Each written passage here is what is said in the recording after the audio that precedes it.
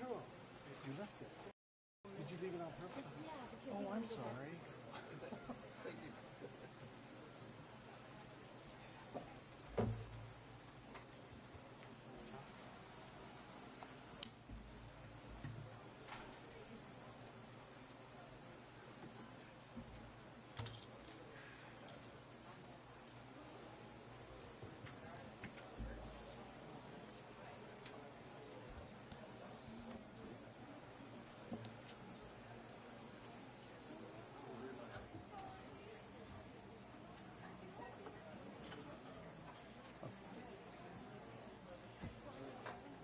Yes, I don't, my phone's dead. So I'm pulling the audit thing in the first interim and G6 and G9. Oh, what's the well, the pros thing and the mission statement. The mission statement. Oh, what's the last G thing? and those are being pulled. G6 is and that can be picked up from the top. Perfect.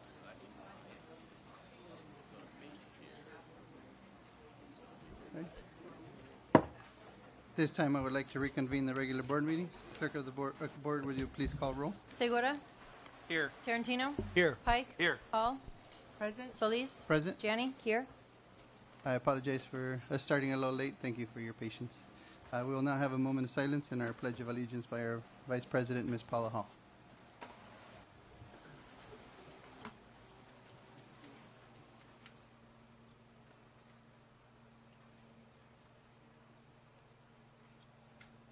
Ready?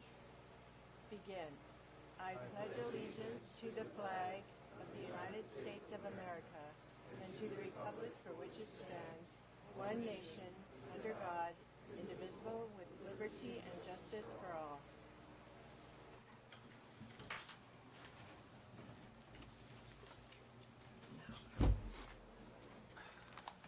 The board met in closed session preceding this meeting to discuss the following issues: student expulsions, suspended expulsions, reinstatements, Education Code Section 48916-48918, students identified by ID number, public employee evaluation, appointment, transfer, Government Code Section 54957, public employee discipline, dismissal, release, reclassification, reassignment, resignation, transfer, Government Code Section 54957, conference with legal counsel, existing litigation, Paragraph 1 of Subdivision D of Government Code Section 54956.9, conference with legal counsel, anticipated litigation, Paragraph 2 of Subdivision D of Government Code Section 54956.9, conference with labor negotiator, Government Code Section 54957.6.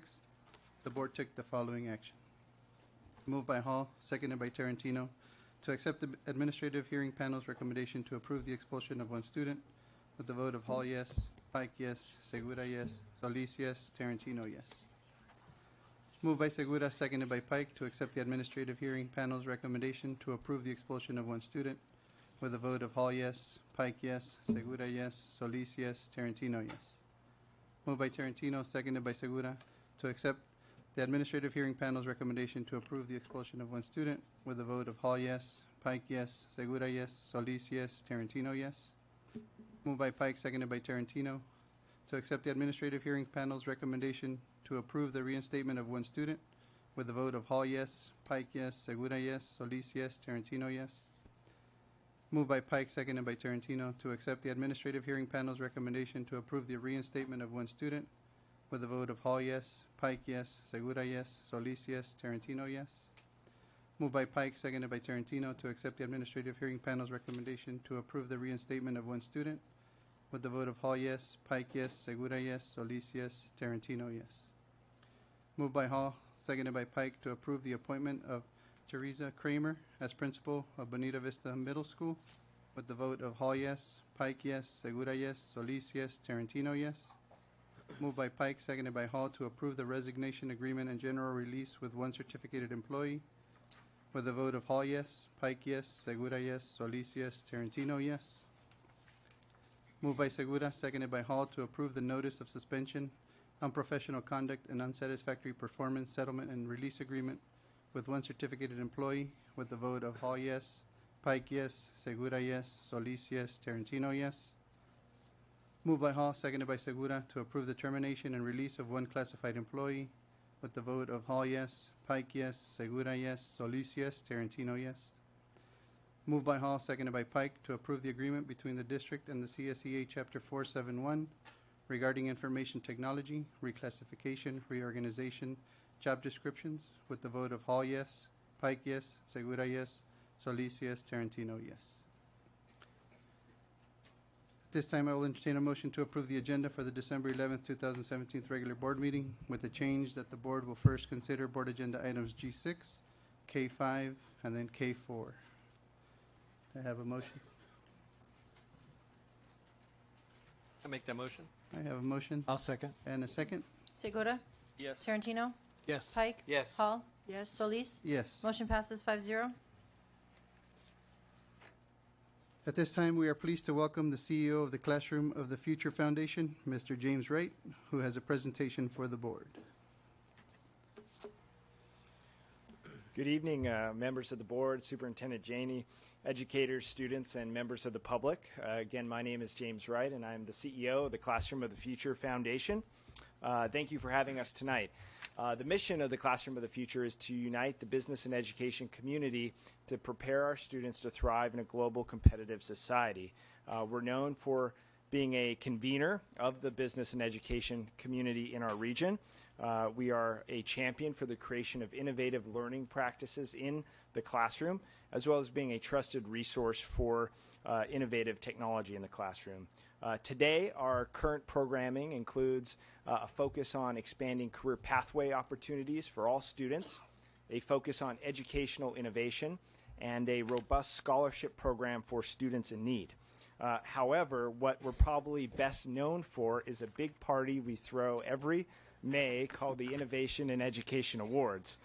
This is an event where we partner with the San Diego County Office of Ed, school districts all across the region, and many corporate sponsors here in our community.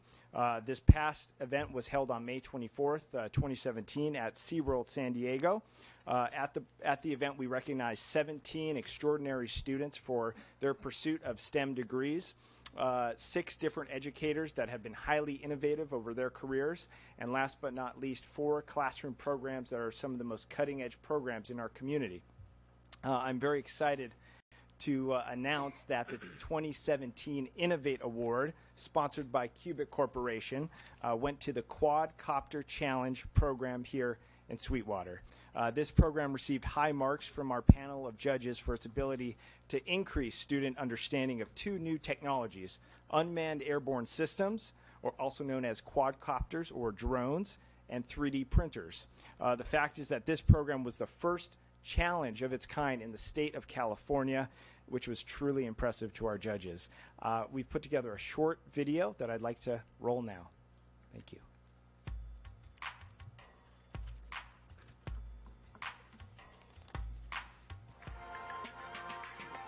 This promo video shows some of the U.S. military aircraft and weaponry designed by Naval Air Systems Command.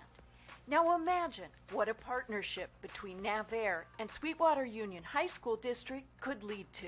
Unmanned airborne systems.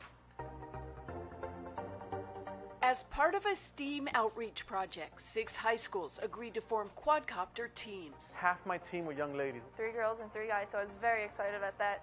Engineers from NAVAIR mentored each team. They just loved having us around. Like, we'd show up and they'd be like, yeah, let's get going. The mission: construct a quadcopter using designs and a kit, and utilize 3D printing to create the mechanical components. We all picked the areas where we kind of felt strongest. 3D printing. The actual construction, any modifications we needed to make. I am the pilot. They work daily after school. When you have all the parts and they're done, the best feeling in the world. An amazing accomplishment. It turns out that was the easy part. And when it crashed, we'd gather up all the parts, go back in and create the new parts, and then we have to assemble them again. They failed constantly and they crashed constantly, so they had to come back to it and fix it, and by fixing it they learned on how to make it better. Not so easy because of all the areas of study. Radio frequency, programming, aerodynamics. And then, ready or not, the teams met for a Quadcopter challenge. To our knowledge, it was never done before. First challenge we had to do was an obstacle course, either going under them or going over them and making it back in one piece. It was exciting to see them finish and not crash much. The most important support that we can get from the private sector is not just the money. We want their involvement. They can make a difference now. Everybody was congratulating each other. It was absolutely beautiful. The best part of this, just being introduced to the whole concept of engineering. Successful navigation.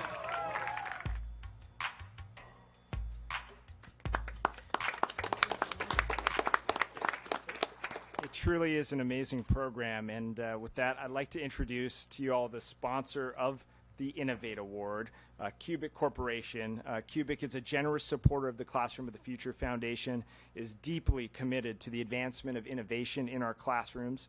And at this time, I'd like to turn it over to one of our board members, Daryl Albertson. He's the Vice President and Chief Human Resources and Diversity Officer for Cubic Corporation, to present the award. So very excited to be here this evening. Being also a board member, it was great to see the Quadcopter challenge even at the nomination stage. I got to meet some of the folks involved in the program, and I could see the excitement. And you may know Cubic is a 60-year-old San Diego-based company. Aren't many of us left with 9,000 employees around the world these days. Seems like we keep getting bought up by people somewhere else. But in any case, it'd be great if some of these kids end up coming to work for us. Had to put that pitch in. But really more importantly, just the impact on their lives and their families and on the community. It's just amazing. So at this point, I would normally hold a large check for $5,000. We don't have that check because we actually already sent it to you. So hopefully it's being put to use. But we do have a banner that we'd like to share recognizing this great award.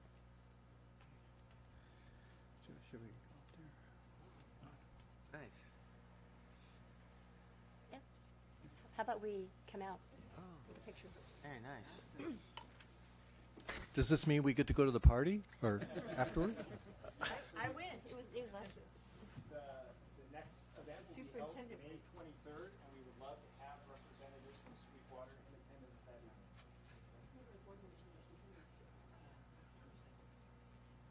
Is Leo here? No, he's flying in tonight. Oh, he's flying in on a Quadcopter?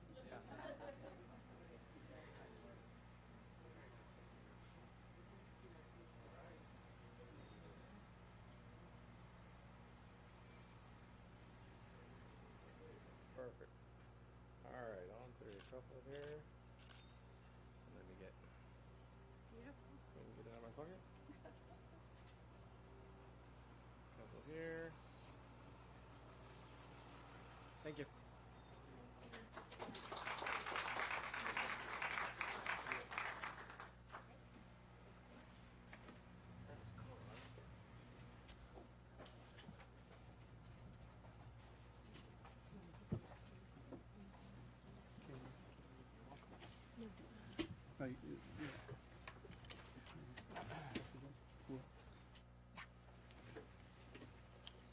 Thank you very much.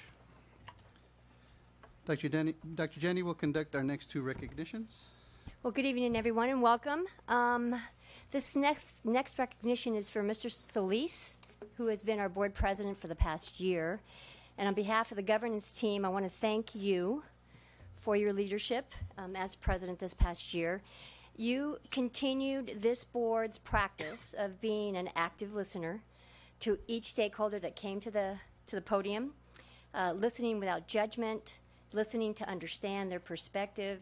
We know that your modeling alone has made a huge difference in the positive relationships between the board members, the district, and between and among our Sweetwater community. So we really thank you for your service as president. Thank you.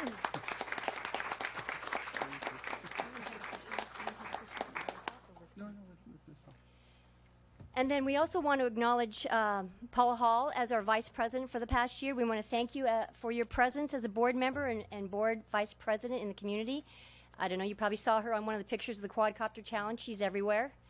If there was a VAPA event, an athletic event, a parent meeting, a robotic event, a Quadcopter Challenge, you would see Mrs. Hall there. She has been representing the board in so many areas at so many times. It doesn't matter if it's not her trustee area, like Sweetwater High. Doesn't matter.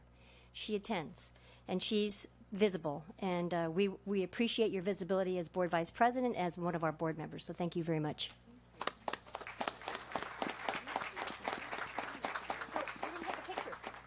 Can we take a picture? Mhm. Yeah.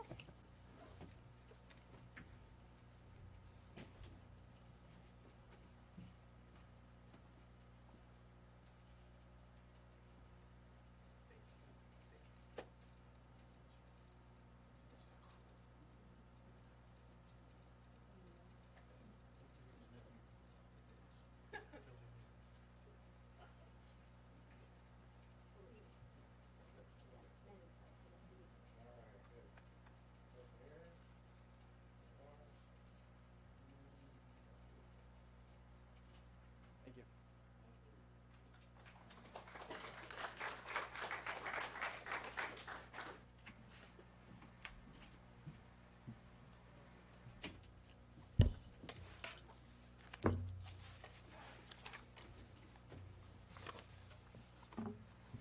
We will now have an update from our Dr. Jen. All right. So we'll welcome everyone to our last board meeting of the 2017. The next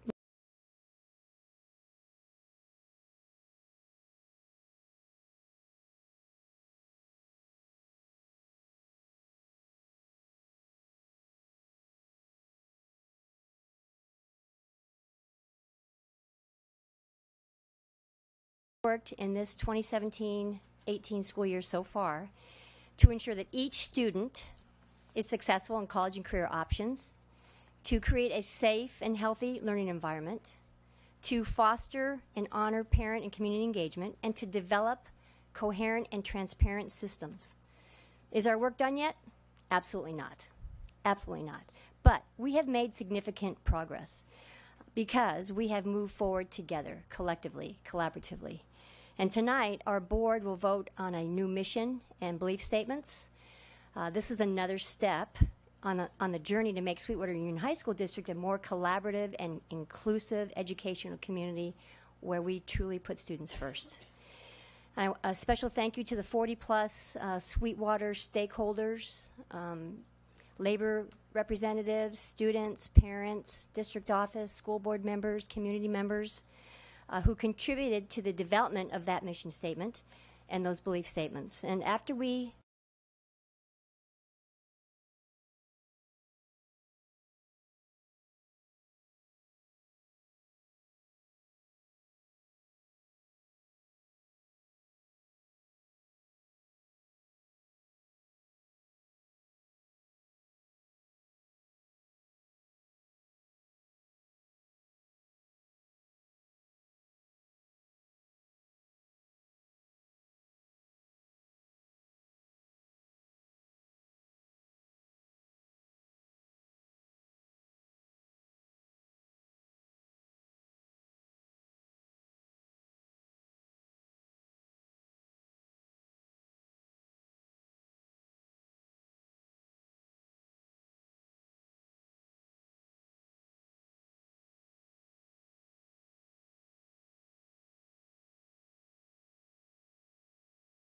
started. And Sioux High, Laura Charles, the same way. And San Ysidro High, Wendy Sharns. So that was just a great show. If you get a chance next year, from 9 a.m. to 2 p.m. is the 3rd annual Girls Inspiring Real Leadership in STEM. That's the acronym, Girls Inspiring Real Leaders in STEM. Conference that's being held at Eastlake High School at the Ruth Chapman Center. I encourage you to take your female students, daughters, granddaughters, nieces to this fabulous event sponsored by the Titan Robotics Club. This is the place where they can hear speakers, panel members, partners from the various agencies that we work with, and experience hand-on booths discussing women in leadership and STEM fields. We have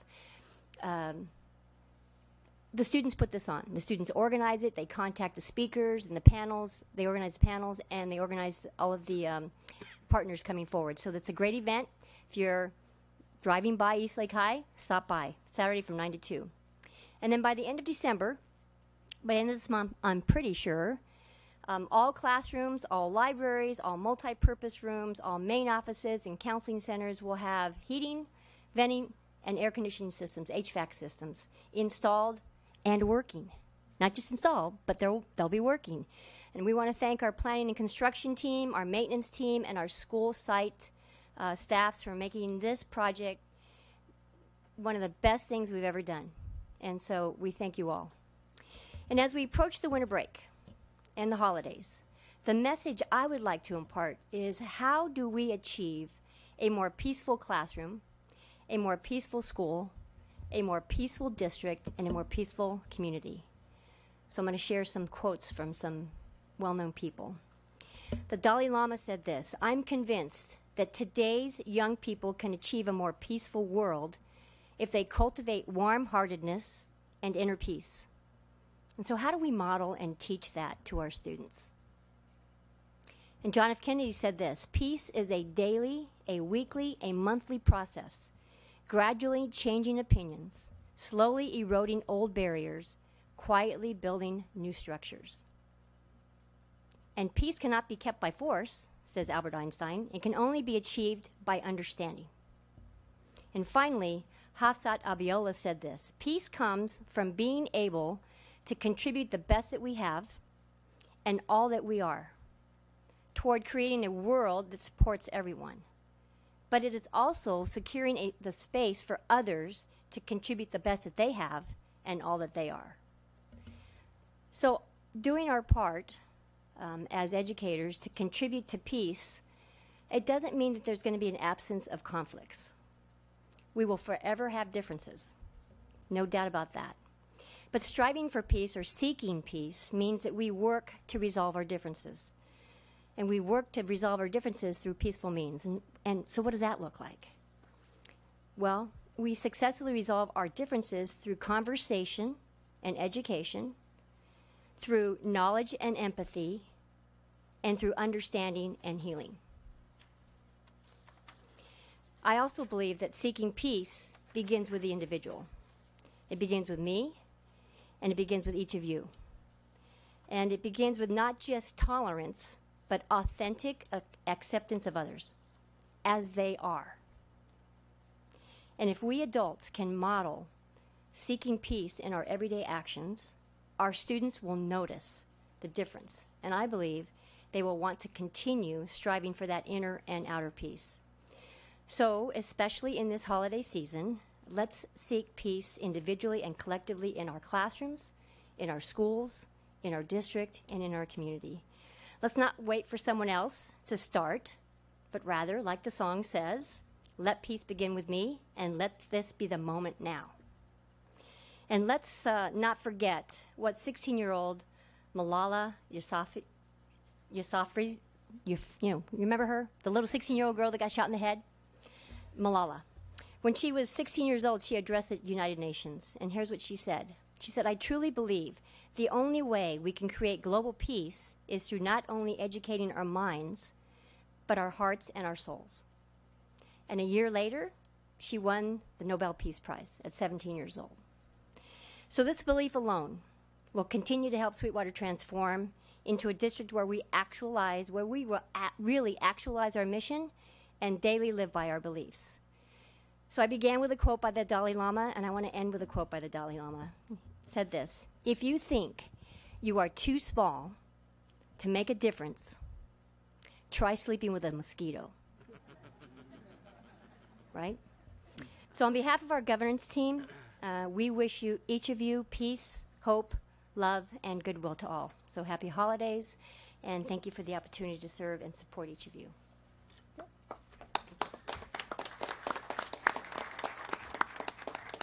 Thank you, Dr. Jenny. Next, we normally have our student board representative, but he's getting ready for his finals, so we told him he can stay home.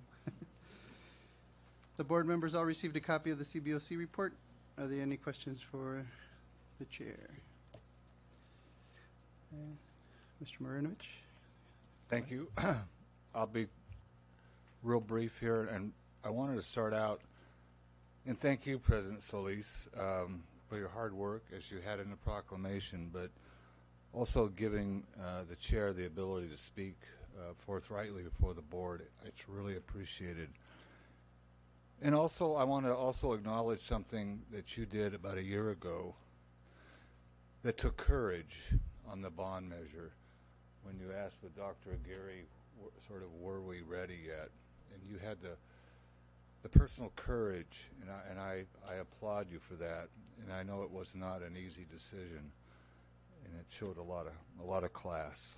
Thank you. On the chair report, just a couple of things I wanted to highlight. Our committee and a subcommittee went over bylaw changes, and they're outlined in the chair report itself, but one I wanted to emphasize to you, one is that we feel that there only ought to be, if another bond measure passes, that there only be one committee, not one for O, not one for Prop, whatever it is, X or Y. Secondly, that the role of the bond committee is not only to report on spending that's already been done, but if you're about to do something that's either good or bad, we should report on that as well, or neutral. We got to fill out the 700 forms.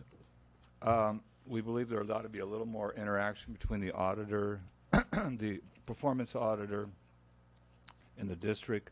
And this is probably the most important one in terms of the audit, and what I'd recommend is that after the performance audit is completed, after 6 months, we have a how we doing assessment by the consultant who did the work, sort of a progress report. Particularly, that would be important this year.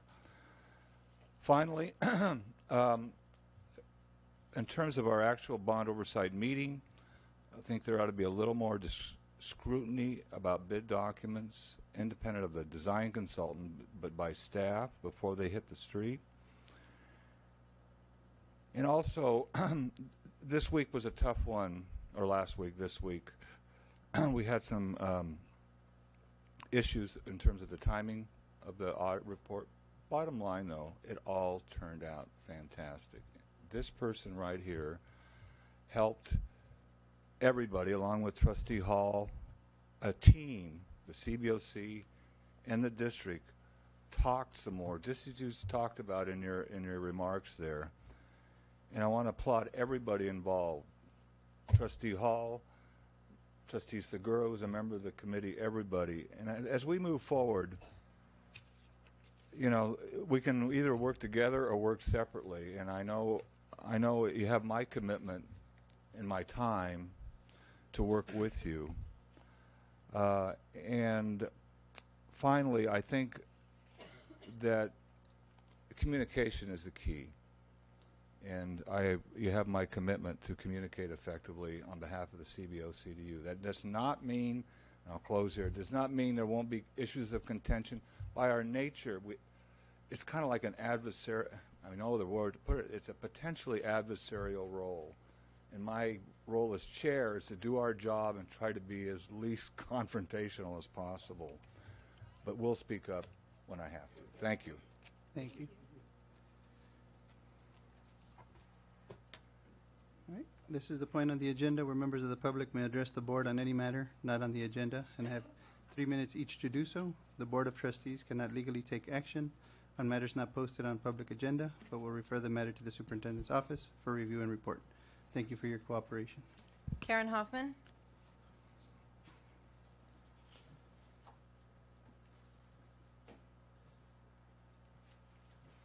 I wanted to thank the board and our principals for allowing several counselors and teachers to go on a really cool field trip today. And I think a lot of it had to do with Mr. Segura. We got to visit the IBEW off of Ruffin Road, I think it was, and got a complete tour of the training facilities for apprenticeships there. It was very instructive, and we have lots of ideas that we'd like to put into practice to share those opportunities with our students. We'd like more of them, actually. We want you to expand your program. And we also want to get that electric vehicle kind of bring the field trip to the students. What do you call it? Solar car charge? Yes, the solar car charging station. Solar array with a car charging. Yes, where the students get hands-on experience and get to actually try out some of the cool careers. And it's available to come to our sites, our school sites. So we want several more of those, and we want it to come around regularly to our high schools to expand students' awareness of those careers. I am working on that. Great, great. So anyway, just wanted to thank you because it was a great opportunity for us. Thank you. Nick Marinovich.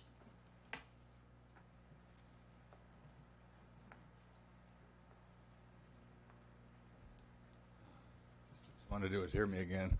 Thank you again for allowing me to speak. I'll be as quick as possible here. A couple of just independent thoughts and concerns that I've had. This is not as a CBOC member. This is a non-agenda public comment, right? Yeah. Okay. Just want to make sure to reiterate, and I mentioned this last board meeting, there was some discussion, I think it was 2 meetings ago, about M1 on the agenda. M1 being talking about the bond program and projects on there, and it seemed to be, and if I'm incorrect, please correct me, that you could really, that the advice of council was that you could only talk about specific action items that relative to those, if it was a change order or a new project. If I'm incorrect in that, that's fine and dandy. I think if that item ought to be free game in terms of talking about the bond program. I've attended other districts, and that's the way it is. It's an opportunity for you, with listing all those projects, of talking about issues you individually have as board members.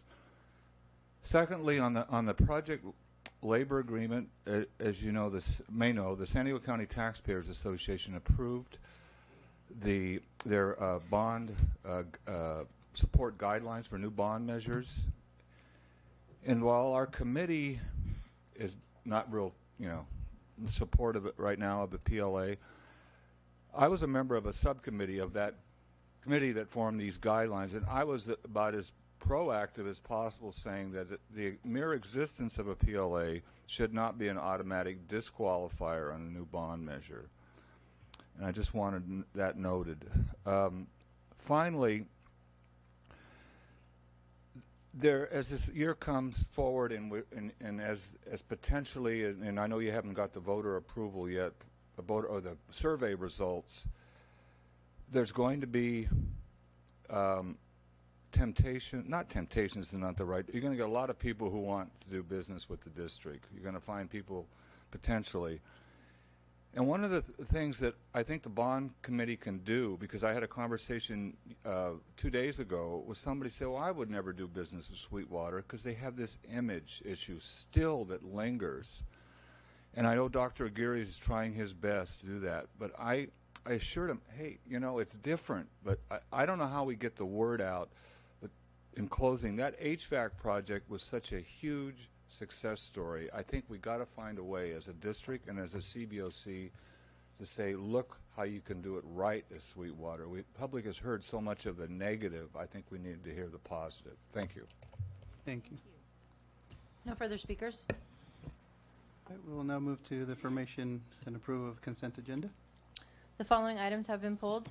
F3 by Mr. Tarantino, F5 by staff and the public, F6 by Mr. Segura and Mr. Tarantino, F7 by staff, F10 by Mr.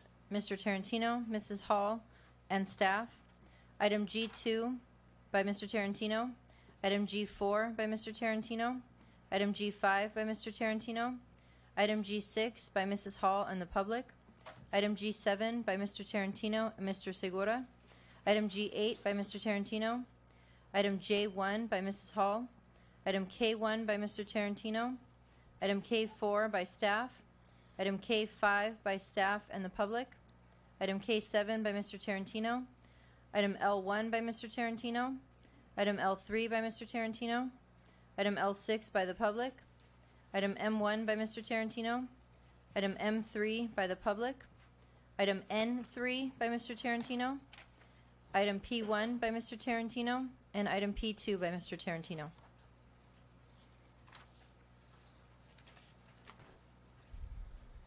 entertain a motion. I'll move approval of the consent agenda. I'll make a second. We have a motion and a second. Segura. Yes. Tarantino. Yes. Pike. Yes. Hall. Yes. Solis. Yes. Motion passes 5-0. G6. Yes, item G6. I have one speaker, Leonard Fallerina.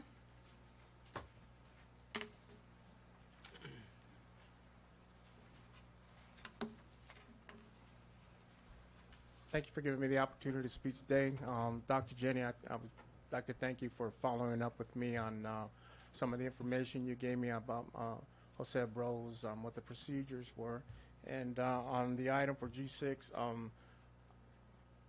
I'm for G6, for the ratification for Jose Bros, and I'm in favor of that. So I hope you guys are leaning towards that. Also, on the second item is I attended the choir celebration there, and I'd like to thank Jeff Colbert and Robin Cartwright for a job well done.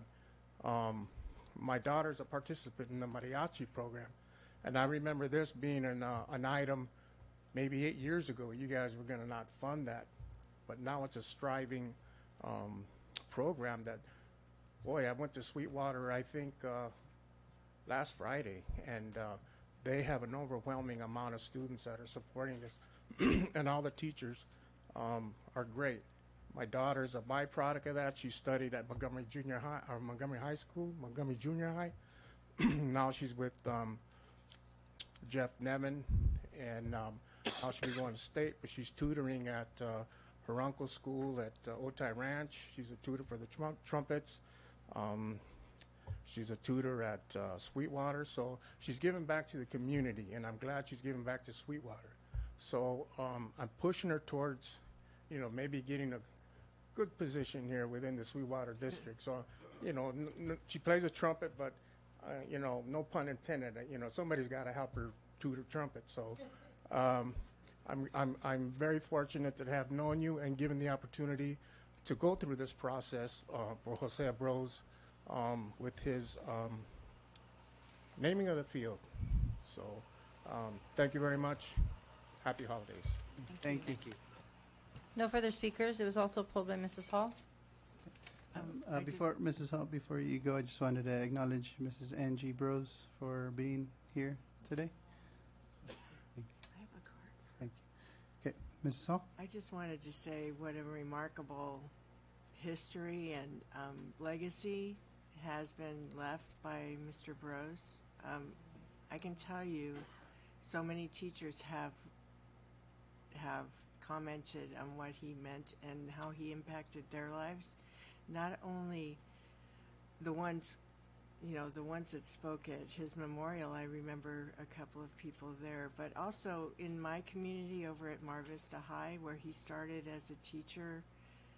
Teachers there remember him, and students and the lives that he impacted.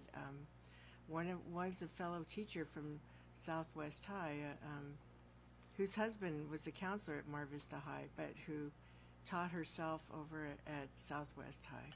And the influence and the impact he had on her children was significant, and she and I discussed that for quite a while at an event recently. So I wanted to let you all know that it is true that he has impacted for the, so many in a positive way, and likely changed their path to where they are now in a positive way. So I fully support this item, and I'm glad we're doing something. I would have named anything, because to me he represents that whole school.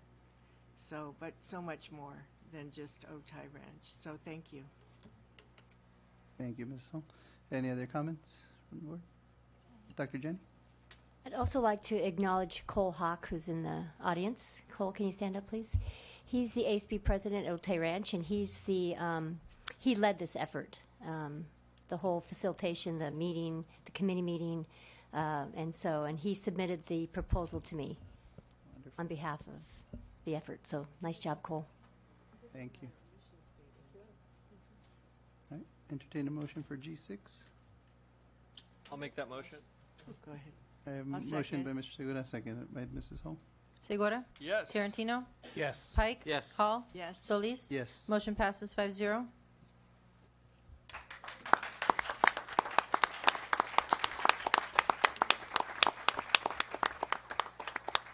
President Solis?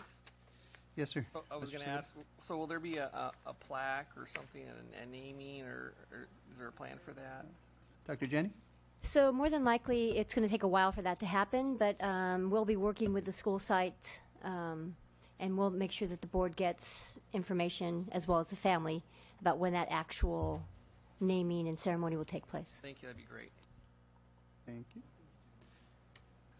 K5?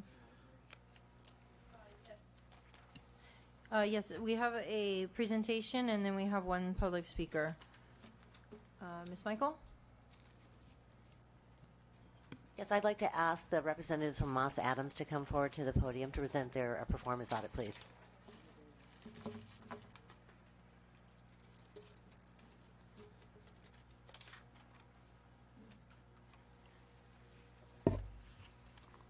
Good evening.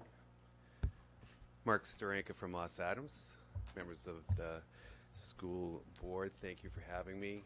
In fact, last year we were at one of your high schools and you were way up on the stage, so this is a lot better. I can actually see you, know if you're frowning or smiling.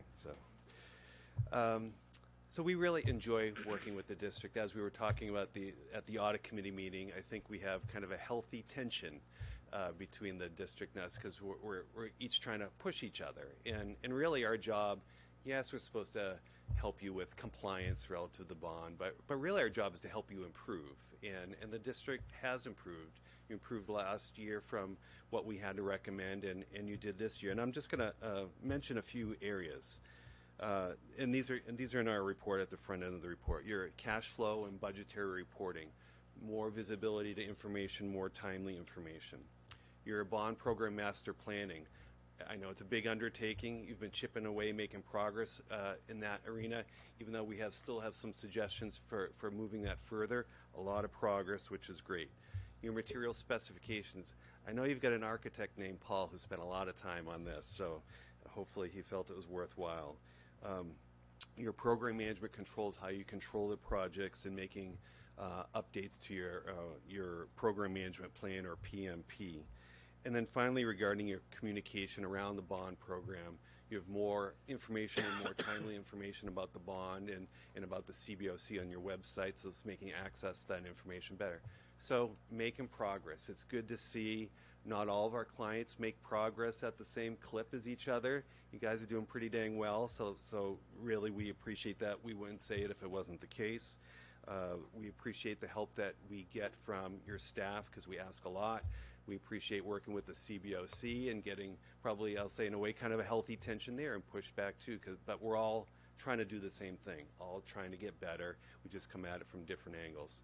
So thank you very much for having us. I'm going to turn it over to Steve to take you through the other results of our audit.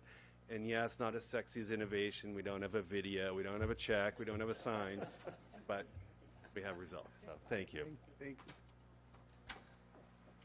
Hello, everyone. Thank you for having me. And I agree, it's hard. It's a tough act to follow after the drones. That was pretty cool.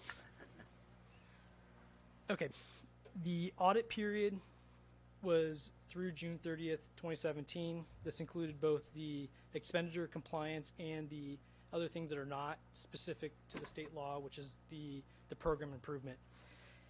There was 11 objectives. There's 6. 5 were closed out that we took no exception to, so great job. And 6, we have further improvement recommendations, so we're going to specifically go over those. And I think we have the report there. So the first one is report page 7, which is Objective 2, compliance with the ballot language.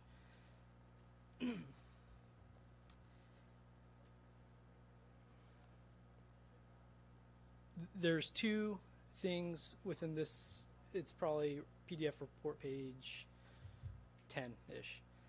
Yeah, so just a little bit lower. So there's 2 observations that we had within this objective. The first is when one of the test steps that we do is we look at the expenditures. We try matching up to the project-specific language within the ballot language. There are 4 instances where we couldn't find specifically where in the ballot language had this specific detail. We didn't take exception. However, we do believe that further ballot language should specifically address the projects that you guys are going to take on. The next one, which is the following page, and it seems like a very immature amount. I kind of want to give the backstory. When we first came to Sweetwater, you guys didn't have time cards. You guys couldn't validate the time that was incurred within the program. So fast forward 3 or 4 years. Now we're within there's analysis being performed. You guys have controls that are validating that the time incurred is valid, that the bond's not getting overcharged, and we're down to $1,600 where was overcharged. But if you put it in perspective, it's a great progress from where it was. Before, you couldn't validate any of the labor charges based off allocations from analysis that was done years ago. Now you are doing reconciliations of, you guys have a control that reconciles the time cards to the reporting, and you're off by a very small amount. So great job. Objective number 3, which is on report page 9. This one is regarding the staffing plan. Through our audit period, there was not a staffing plan. There was a draft staffing plan that was available in September. It is a best practice to manage the program with the staffing plan to ensure that not only the staff is adequate when it's going down, but when it's ramping up, that you guys have proper staffing to manage the program. So I would not be surprised if this was 100% next year. So progress was made. We're just not there yet. The next one is Objective 6 on report page 10. This is regarding bidding and procurement procedures. We had one exception, which I think is more of a recommendation, where the PMP, the updated PMP, which is a great practice, you guys went to the board, got it adopted in June. When you select a consultant and there's only one, and there's not a competitive environment, the PMP basically says that there just needs to be justification, but it's unclear where that communication happens, whether it's at the district level or if it needs to be presented to the board. So we made the recommendation that clarify the PMP to ensure that the communication of selection of a sole source consultant is communicated at the right level. So just, again, great job on getting the new policy procedures adopted. We're kind of in the tinkering phase, making sure that your risk appetite is in line with your policy procedures. Next one, report page 11, which is the bond program master planning and reporting.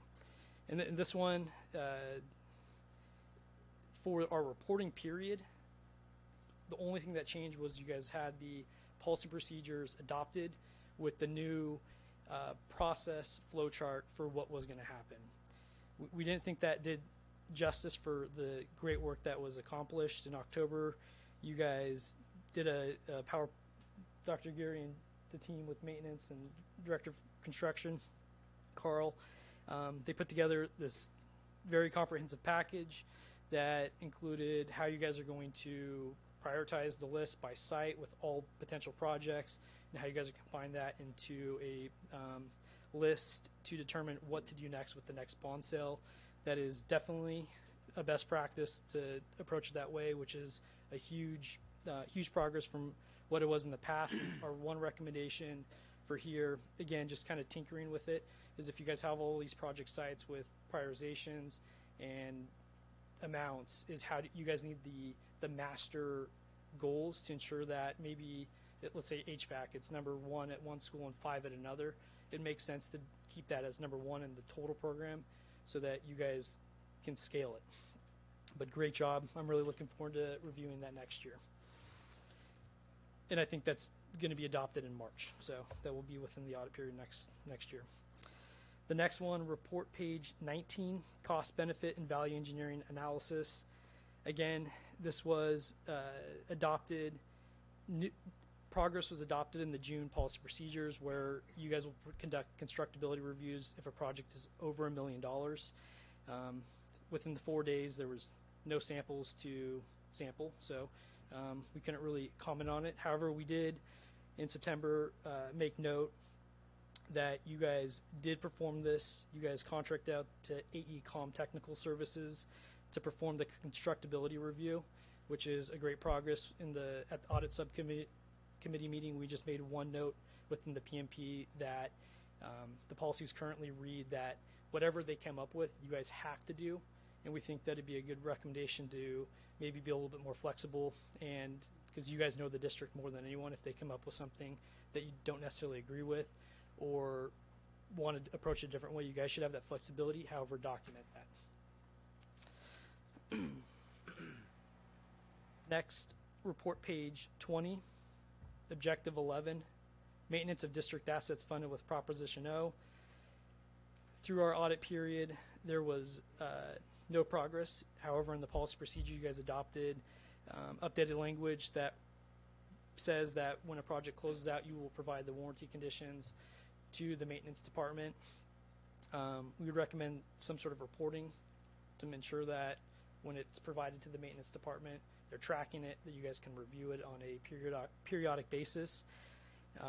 The other highlight, which was not within our period, but I think is relevant to this, is in September you guys engaged with School Dude, a software company, to first do the work order module, and then the second is to get the inventory management, which will be phase 2. You guys haven't engaged for that service yet through our period, but I think a software system to support your efforts will be great. And those are the objectives that are still outstanding. But overall, I think you guys did a great job, and what Mark said, it's great working with you guys, and look forward to seeing you guys next year. Thank you. Thank you. Questions or comments from the board? Or do we have a speaker? We have one speaker, Nick Marinovich.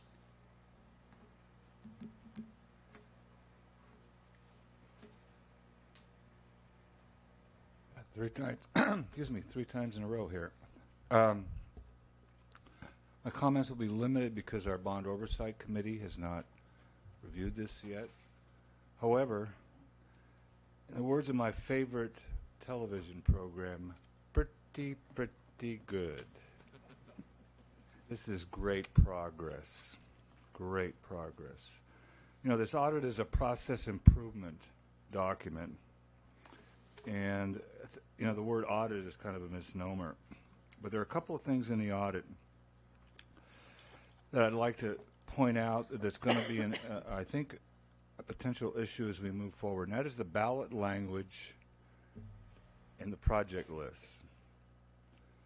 The state constitution requires us to have a specific project list, and that spending is supposed to match the project list in the ballot language. And typically, or a lot of times, districts around the state, because this boilerplate was created many years ago, I believe by CSBA, in fact, is that there would be some general language about how you're going to spend the money, refurbishment, renovation, this, and fire lights, and then there would be a specific projects listed.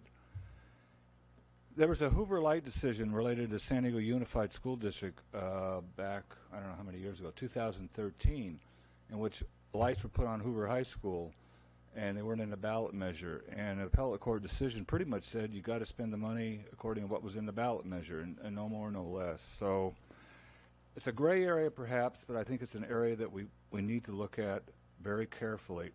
Finally, in the performance audit, there was some discussion in and around the audit around resources within the program, staffing and expertise, and the ability to pull a bond program off, both existing and the future. And I think as we move forward with the bond committee, you've got 4 project managers. Two of them are retired, 2 of them are working on this bond committee.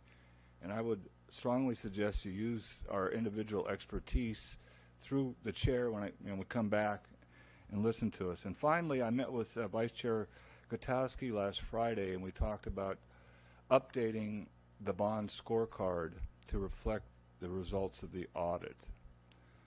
And he's going to foster that effort as it was in the past. The chair, who's probably very close to will not be part of the subcommittee recommending the board, so you truly know you're getting a influenced view on the bond scorecard. With that, great job. Thank you. Thank you. Questions or comments from the board? Mr. Tarantino? I'd just like to thank Dr. Gary and his team for the progress that's been made. I don't think it's been 3 years yet. I think it'll be 3 years in March if my memory serves me correct, and gangbusters in terms of what's been done in that department. And I want to thank you for the diligence and for all your hard work and your teams. Thank you. Mrs. Hall? Yes, I did want to ask a question of the auditor, and that is, could you tell us where does the responsibility lie for the audit? Who's responsible? Who are you really doing the audit for? Steve is going to correct me if I'm wrong, but I believe it's to the board. Okay. I just wanted that Our contract is with the clarification. district, right? Okay. Yeah. So the board is responsible for accepting this, and you report it to the reason why. Explain the reason why you address your letter to both the CBOC and the governing board, and the timing of that. I think we've just traditionally done that as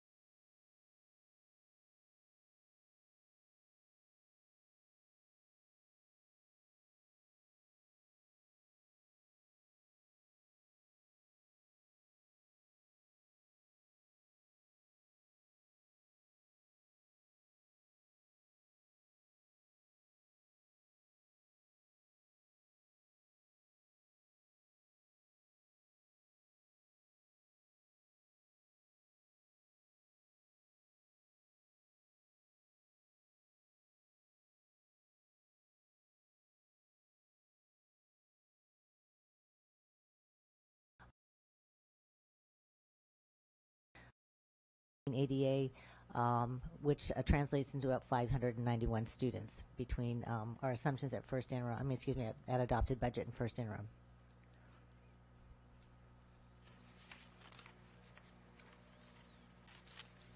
So before we talk a little bit more about that enrollment assumption and how that changed, just wanted to kind of give you a brief update on our per ADA amounts for both our base grant. The district is currently receiving about $8,400 per ADA for their base grant. The supplemental and concentration budget is at $40.9 million, or about almost $1,100 per student per ADA for those particular students. So this slide is going to kind of talk about what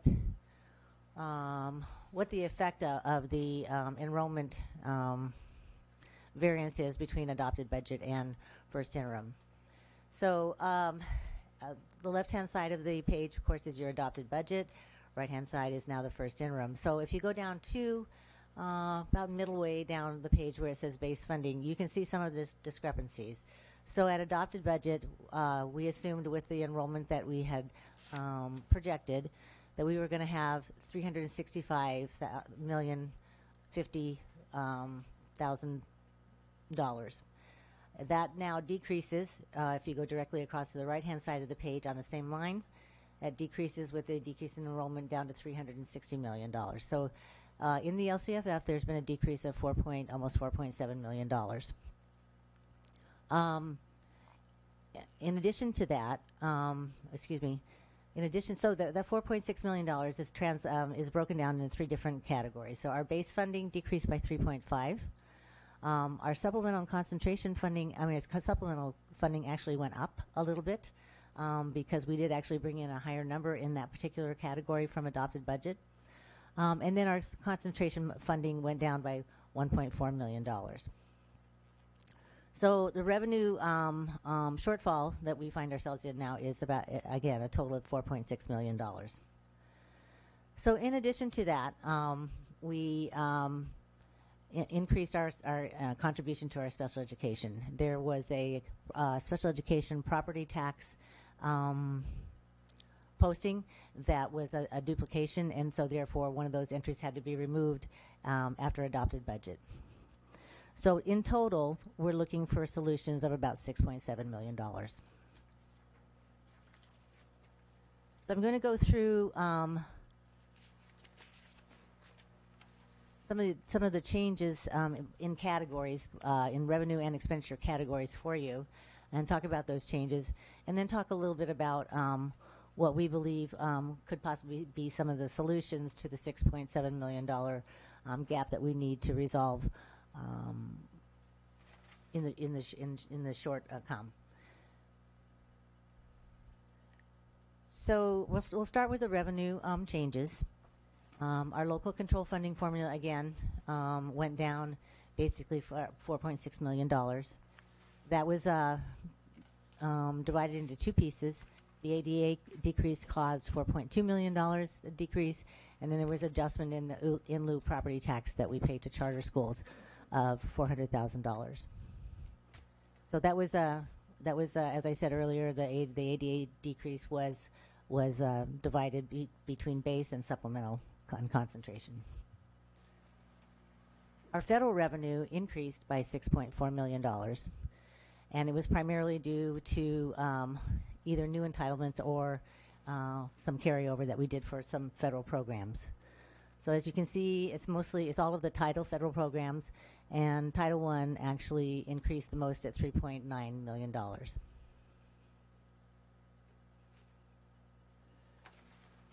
our state revenue shows an increase on the statements of $6.7 million, and 5.3 of that is our GASB 68 posting.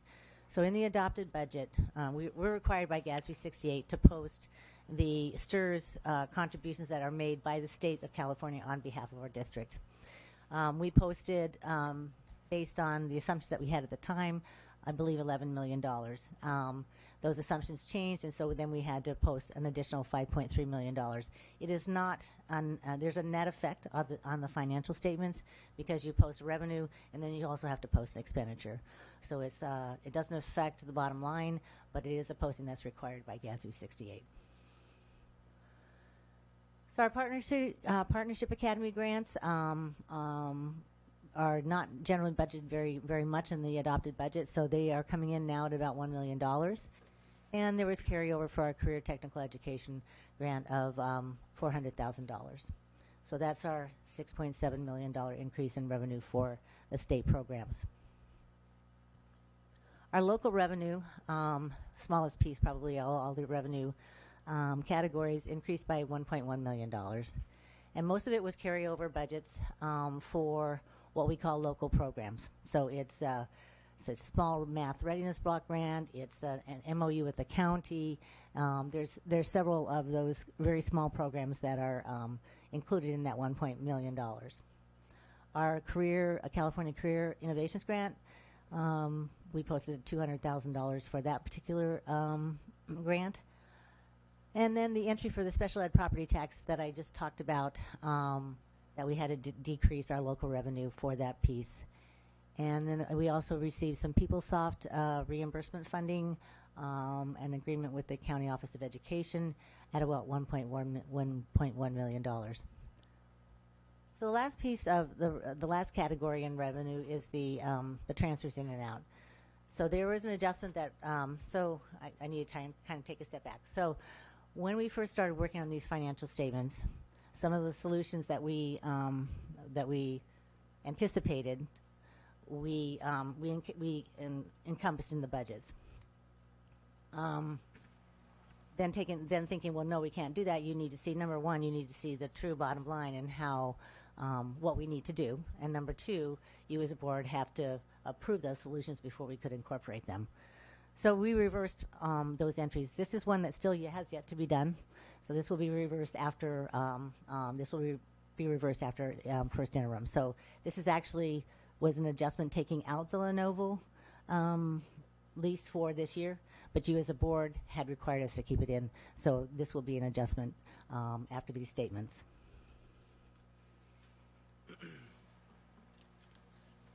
So before I go any further, do you have any questions with respect to the increases in the revenue? Questions or comments from the board?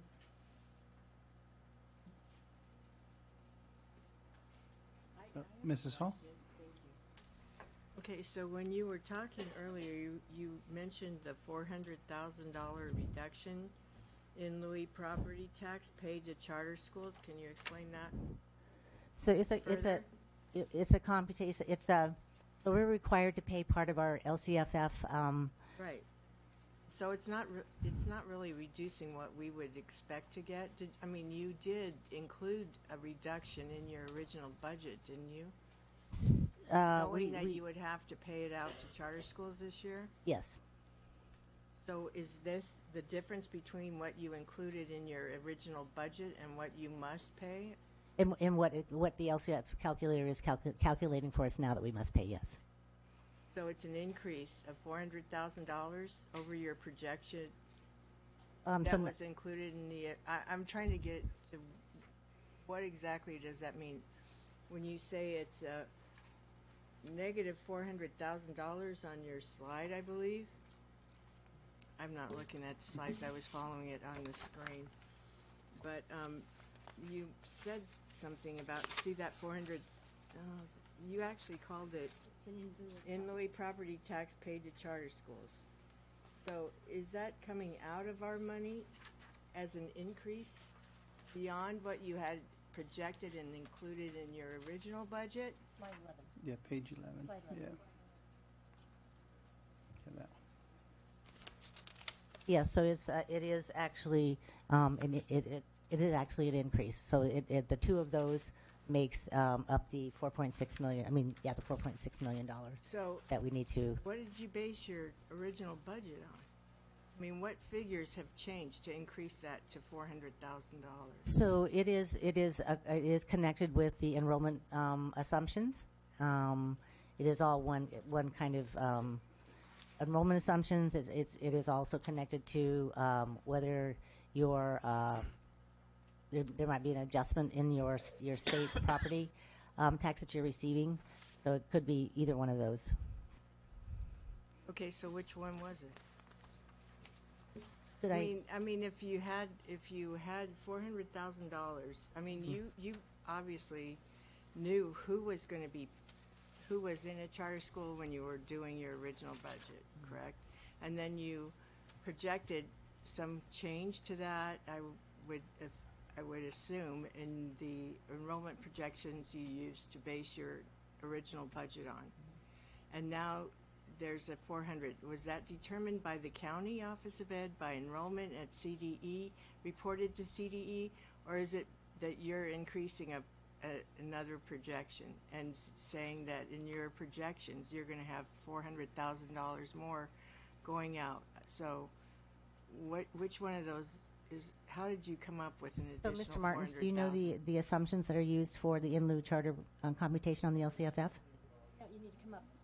Please. Come up to the mic, please. Thank you. Sorry, this one caught. I'm sorry, I'm going to have the person that is the LCFF expert speak with you. So yeah, it's enrollment numbers. So they do change, and we do get information from CDA showing us what those charter schools are actually showing for enrollment.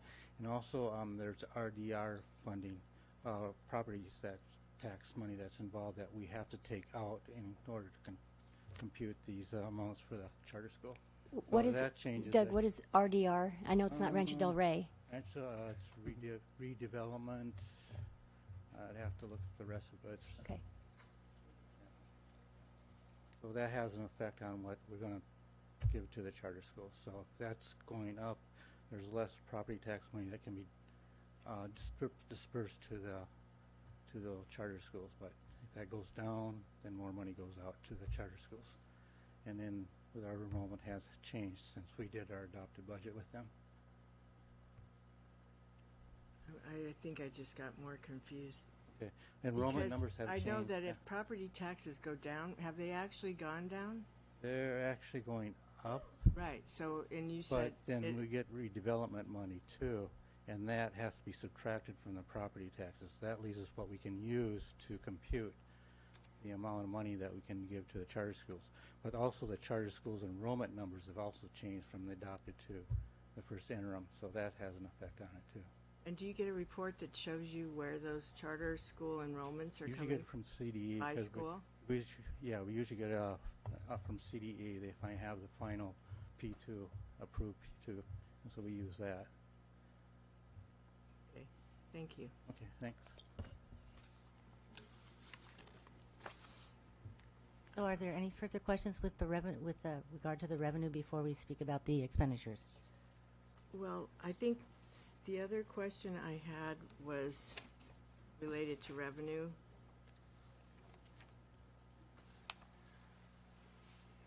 What factors into us is the collection of property tax, right? And then the redevelopment adjustment and the charter school adjustment. And then what other factors are playing into the revenue? Because what we base our revenue on basically is the May revise of the governor's budget. Is that correct? Well, yes, actually, for a lot of the standard assumptions that most districts use, but enrollment is unique to every district, and they make their own. Right. Well, enrollment's unique, so enrollment can change, but the dollar amounts were funded through the Prop 98 and the LCAP and the LCFF. That's the same across all schools, except for some of those that have like less of the unduplicated student count. So the amount per ADA that each district receives for their base and their supplemental concentration is different. And it goes back to when they put the LCFF formula in place several years ago.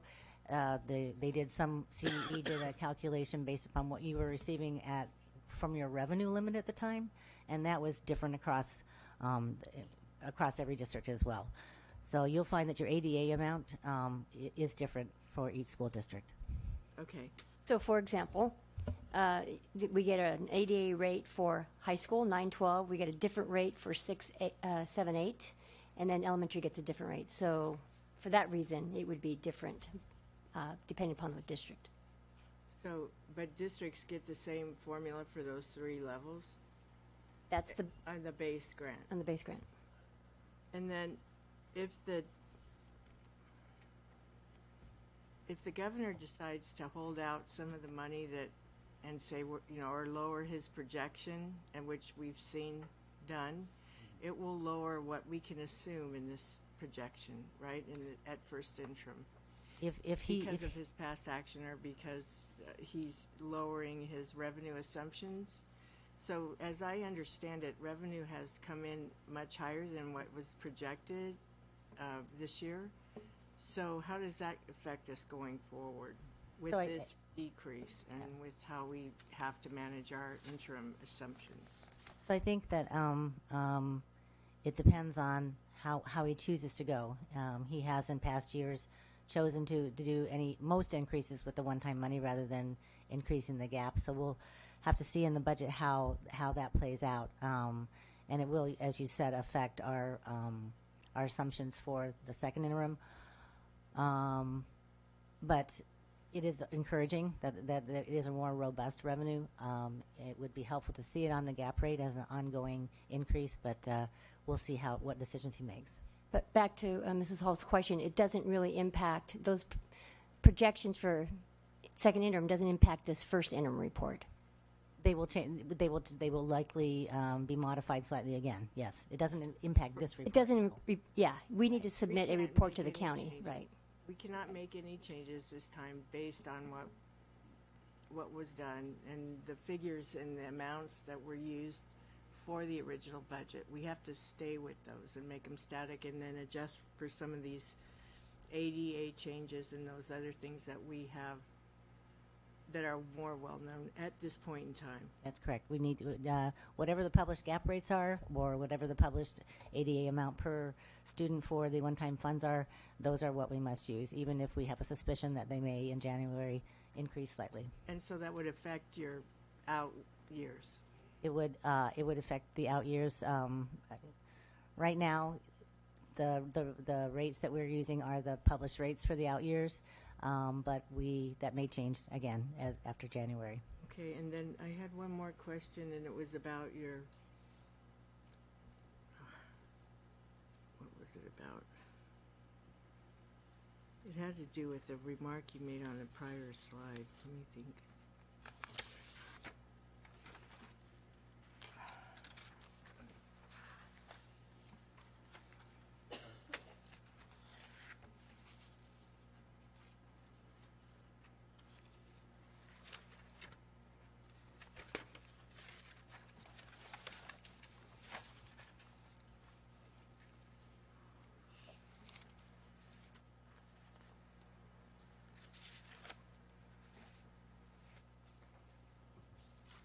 You've lowered the tell me how the beginning balance plays into this, or the carryover, as some would say. So an obligated carryover. So the beginning balance with respect to carryover, or so the beginning balance, of course, is when we close our books, whatever that ending balance is, and we close our books, that is our beginning balance for this year. The only way that it could possibly change is if, for instance, in your financial audit, if there's adjustments made that they feel that are necessary, then you could see that there would be a change in the beginning balance. But otherwise, whatever we calculated unaudited actuals becomes our beginning balance for the subsequent year. And when you talk about an audit adjustment, did we see that in the prior year where there was some kind of reclassification of? Yes, we have had beginning balance adjustments in prior years. Yes. Okay. So at this point in time, when you're getting into this projection and the interim, how does this, how can we move forward with the interim report, which includes unaudited or audited actuals? Is it only unaudited actuals at this point, and you wouldn't include what the auditor's report is finally saying, or, you know? So yes, we have, it's based on the unaudited actuals. And as Ms. Hall knows, and I can probably speak to it just very quickly for the rest of the board. So our financial audit will be completed at the beginning of January, and will be presented to the board at the January meeting. So at that time, if we find that there are adjustments, then certainly we will also bring a revised financial to you. But at this point, it's based on unaudited actuals. Okay, and I think I remember what I was going to talk about, and it was the $4 million offset. It was like around $4 million that you had in one of those slides, and with the Lenovo's. Oh, yes. And where was that coming from? So the way that you book a capital lease is that you book proceeds and then you book expenditures. And so you'll see when we look in the expenditures that you'll see a $4 million adjustment as well, but they offset each other. It's an accounting transaction. But did we have Lenovo's in our original budget, or was that restored once we had? So we did not have them in the original adopted budget. They were part of the reductions, and at a subsequent board meeting, I believe it was in the discussions of the one-time money, the board asked that we place them back in the budget. When we were working on the interim, as I said, some of the solutions that we had discussed was not funding the Lenovo's, and when we posted those and backed them out, this is one that needed still to be done. And those Lenovo's that are being referred to in that adjustment were for the 2019 year? That's correct. 18-19, not That's for correct. the current year. Right. Thank you. Mm-hmm. I have no more questions. Slide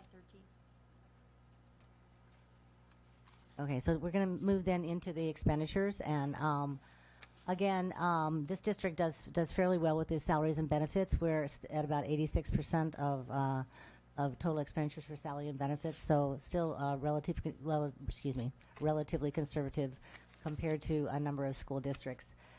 Certificated salaries, of course, are the biggest piece of our district budget with respect to expenditures. So the expenditures assumptions that we used in the adopted budget remain unchanged at first interim. These are the same things that we came to you with in June. We estimate our average actual health and welfare at $11,040.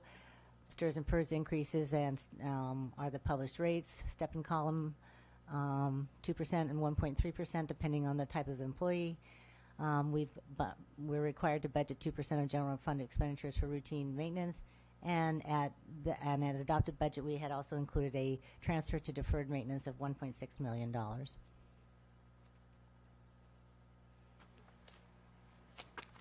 So we'll talk a little bit about the changes in the expenditure categories. So certificated salaries increased by $2.8 million, and it was primarily due to those following categorical programs that not only realigned their programs but used some of their carryover to the budget certificated salaries.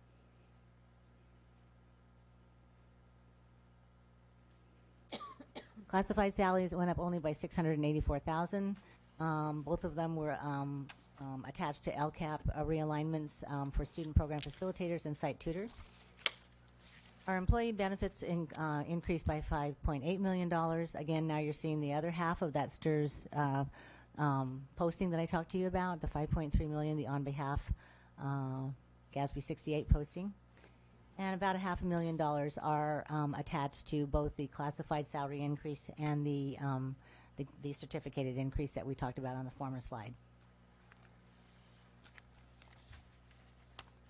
So our books and supplies increased by $4.2 million from adopted budget, and it was in some of these major categories. So LCAP, there was alignment of LCAP with some site allocations of $1 million, a realignment of Title I of $1 million, again, career technical for $630 million, and then some of the local programs that I talked to you about that's in resource, Ms. Hall would know this, resource 9010. So some of our smaller programs were also realigned for and placed money in books and supplies of $920,000.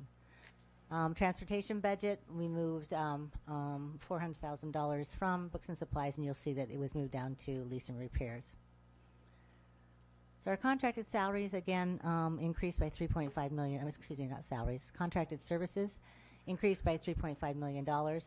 And it was primarily in the Title I and some of the special ed realignment that we did and IT software licenses that needed to be increased for the current year expenditures. And the new alternatives MOU also needed an increase over last year of $521,000.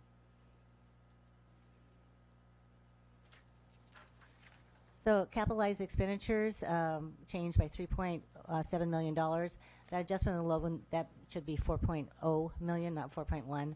So that's the other side of the entry that we were talking about in our revenue. And then there was some realignment of funds for Hawking relocatables and also for CTE for a culinary class of $120,000. And the final expenditure category, the transfers in and out, this is where you see the actual lease payment for the Lenovo that was also reduced, that will need to be returned to the budget. Any questions on the expenditures before we move to the multi-year projections? I do have a couple questions. Questions or comments from the board?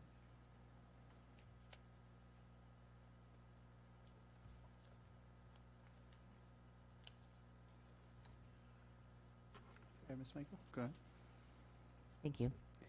So now I'd like to talk a little bit about the multi-year projections. And we as I again stated, we wanted to make them span more years.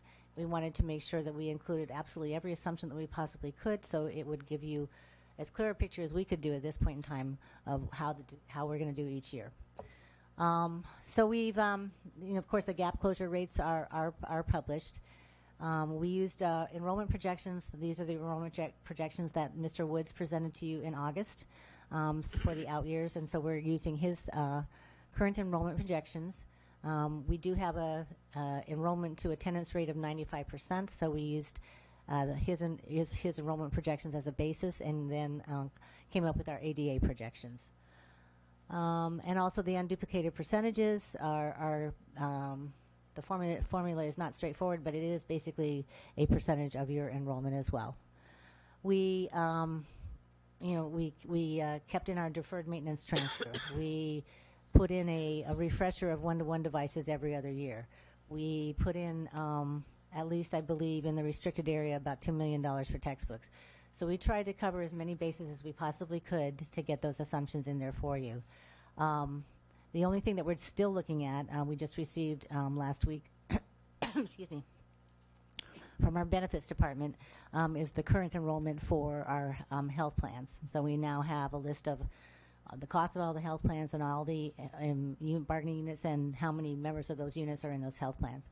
So we'll be looking at, over the next couple of weeks before the January meeting to see if our 5% increase that we had talked about at adopted budget needs to be revisited. You know, you just got to look from your analysts because they're thinking the next couple of weeks. Sorry, it's been.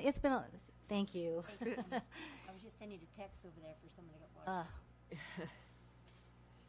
Appreciate that. Thank you. It's been challenging. It's been challenging, but. So as a result of all of those assumptions, this is what we believe at this point in time is going to look like in the out years. So in 18-19, it's still a deficit of probably about $2 million. 19-20 and 21, we will have a surplus. We had a long conversation about what makes that a surplus in those years. And it is because how the Lenovo leases fall. Even though we put a refreshment in every other year, the way that they fall and the way that the payments drop off allows us to have some breathing space in those years. And then in 2021, again, then we are looking at, perhaps a deficit as well. So, so at this point in time, this is our best projections, and we tried to put all the assumptions that we could possibly think of in there for you.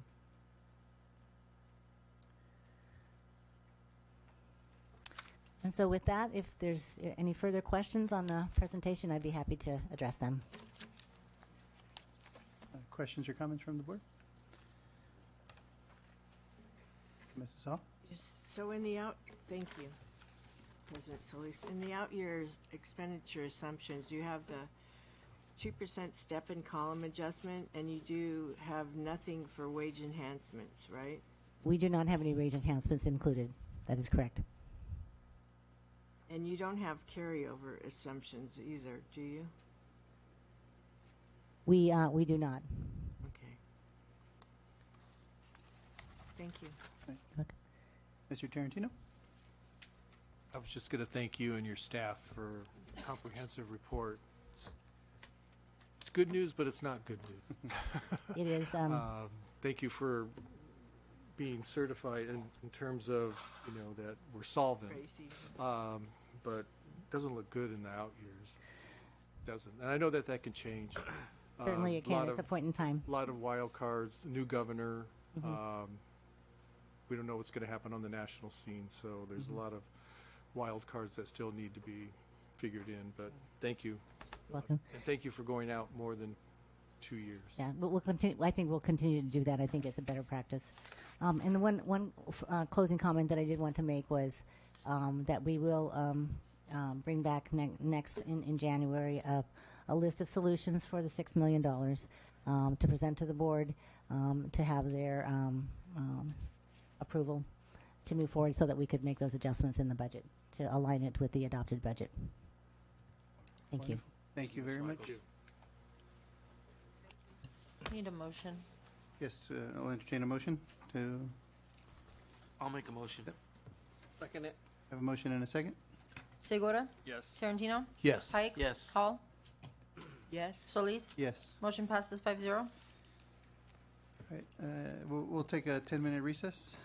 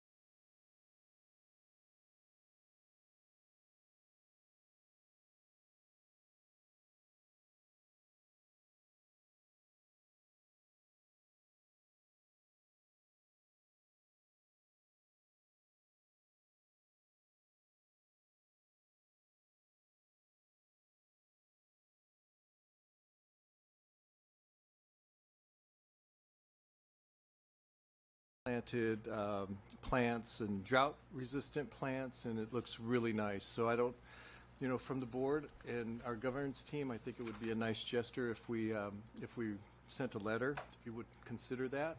Definitely. And then also, if you would consider sending or having placed on the January agenda a sample resolution accelerating, asking that the governor or that the state of California, probably the governor, accelerate the distribution of Prop 51 school facility funds.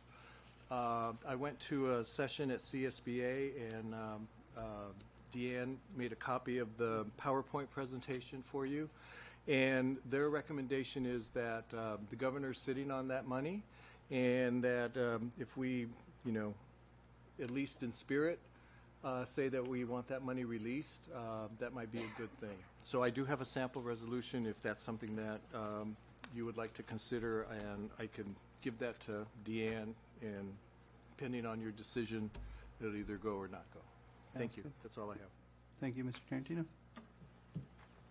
Any other comments? All right. F5. I have one speaker, Maddie Adato. Hello, everybody. Mr. Solis, first I'd like to thank you for your service as president, and thank you for always showing the public respect. It was never unnoticed, so thank you very much. This evening, you will be voting on a new president and a new vice president. Having been around for approximately over 10 cycles of the change of guard, so to speak, I have a few areas of advice for the new president and the new vice president. 1, respect who and what you represent. 2, do not pontificate. 3, be concise, well-informed, and to the point. 4, know what your role is as a board member and as president or vice president, and do not overstep that role with the public or staff. Remember, you are a policy-making board. Staff reports to Dr. Janney. 5, you will be representing your fellow board members. Your words matter. In my opinion, you need to think before you act or speak. Finally, learn what the word respect and humility actually mean. We all need to give respect to earn respect. I'm providing these words of wisdom after seeing many failures in boards before you and some successes in boards now. Hopefully you will benefit from my wisdom and experience, because you know that we'll be watching. Thank you. Thank you. No further speakers. This item is to hold the annual organizational meeting to elect your new officers. The first office would be president. So entertain nominations. Yes, Mr. Segura. So I'd like to nominate Trustee Hall for president of the board. I think Trustee Hall, do I stop there, or? If you want, or you can continue if you like. I'll just, you know, Trustee Hall is, I see her everywhere and out in the community and working with the community, and like Dr. Janney said earlier, even if it's not her area, and I feel the same way. There's, you know, it's what we do. I know we all think, when we all think and make decisions, it's all about the overall good of the board. It's not just my area or my school. It's everybody's. They're all students that we're community that we're serving in, and so anyways, I know Board Member Hall. She's out there a lot, and I really appreciate that, and listening and getting involved at all levels, not only here but all levels of the community. So that's why I want to nominate Board Member Hall for president. Thank you, Mr. Segura. Any other nominations? Or does she accept? No, if there's any other nominations for anybody else. Yeah, Otherwise, you can make a motion to elect her as the president. I'll make the nomination to elect her as board president. The motion. The motion. All right, now we have a motion, and I'll second. Segura? Yes. Tarantino? Yes. Pike? Yes. Hall? Yes. Solis? Yes. Motion passes 5-0. Congratulations.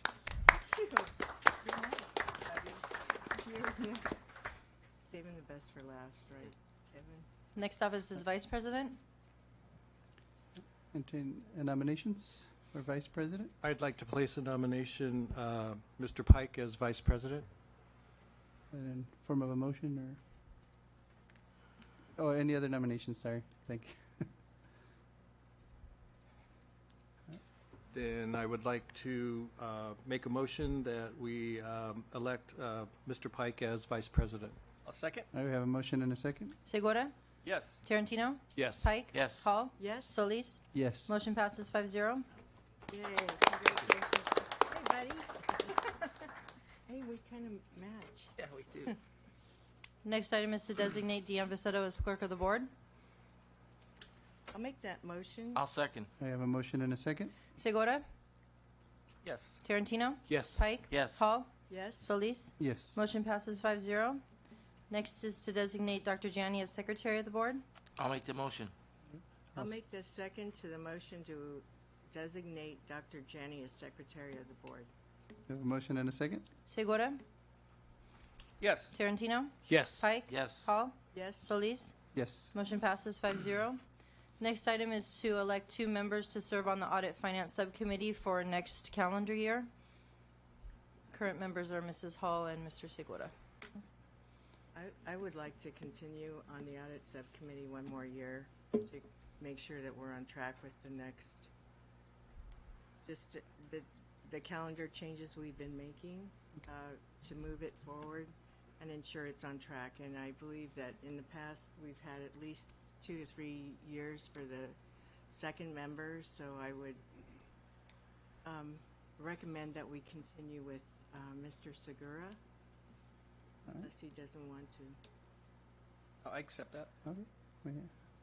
Any other nominations? Right, I'd like to make that into a motion. I'll make a motion. I have a motion. I'll second. Thank you. Segura? Yes. Tarantino? Yes. Pike? Yes. Hall? Yes. Solis? Yes. Motion passes 5-0. Next is for the Facility Subcommittee for next calendar year. The current members are Mr. Pike and Mr. Tarantino. I think Paul's right. We need to continue on our pace. I think Frank and I have gotten to have a good rapport with those people, and I'd like to continue. Frank? I'm okay with that.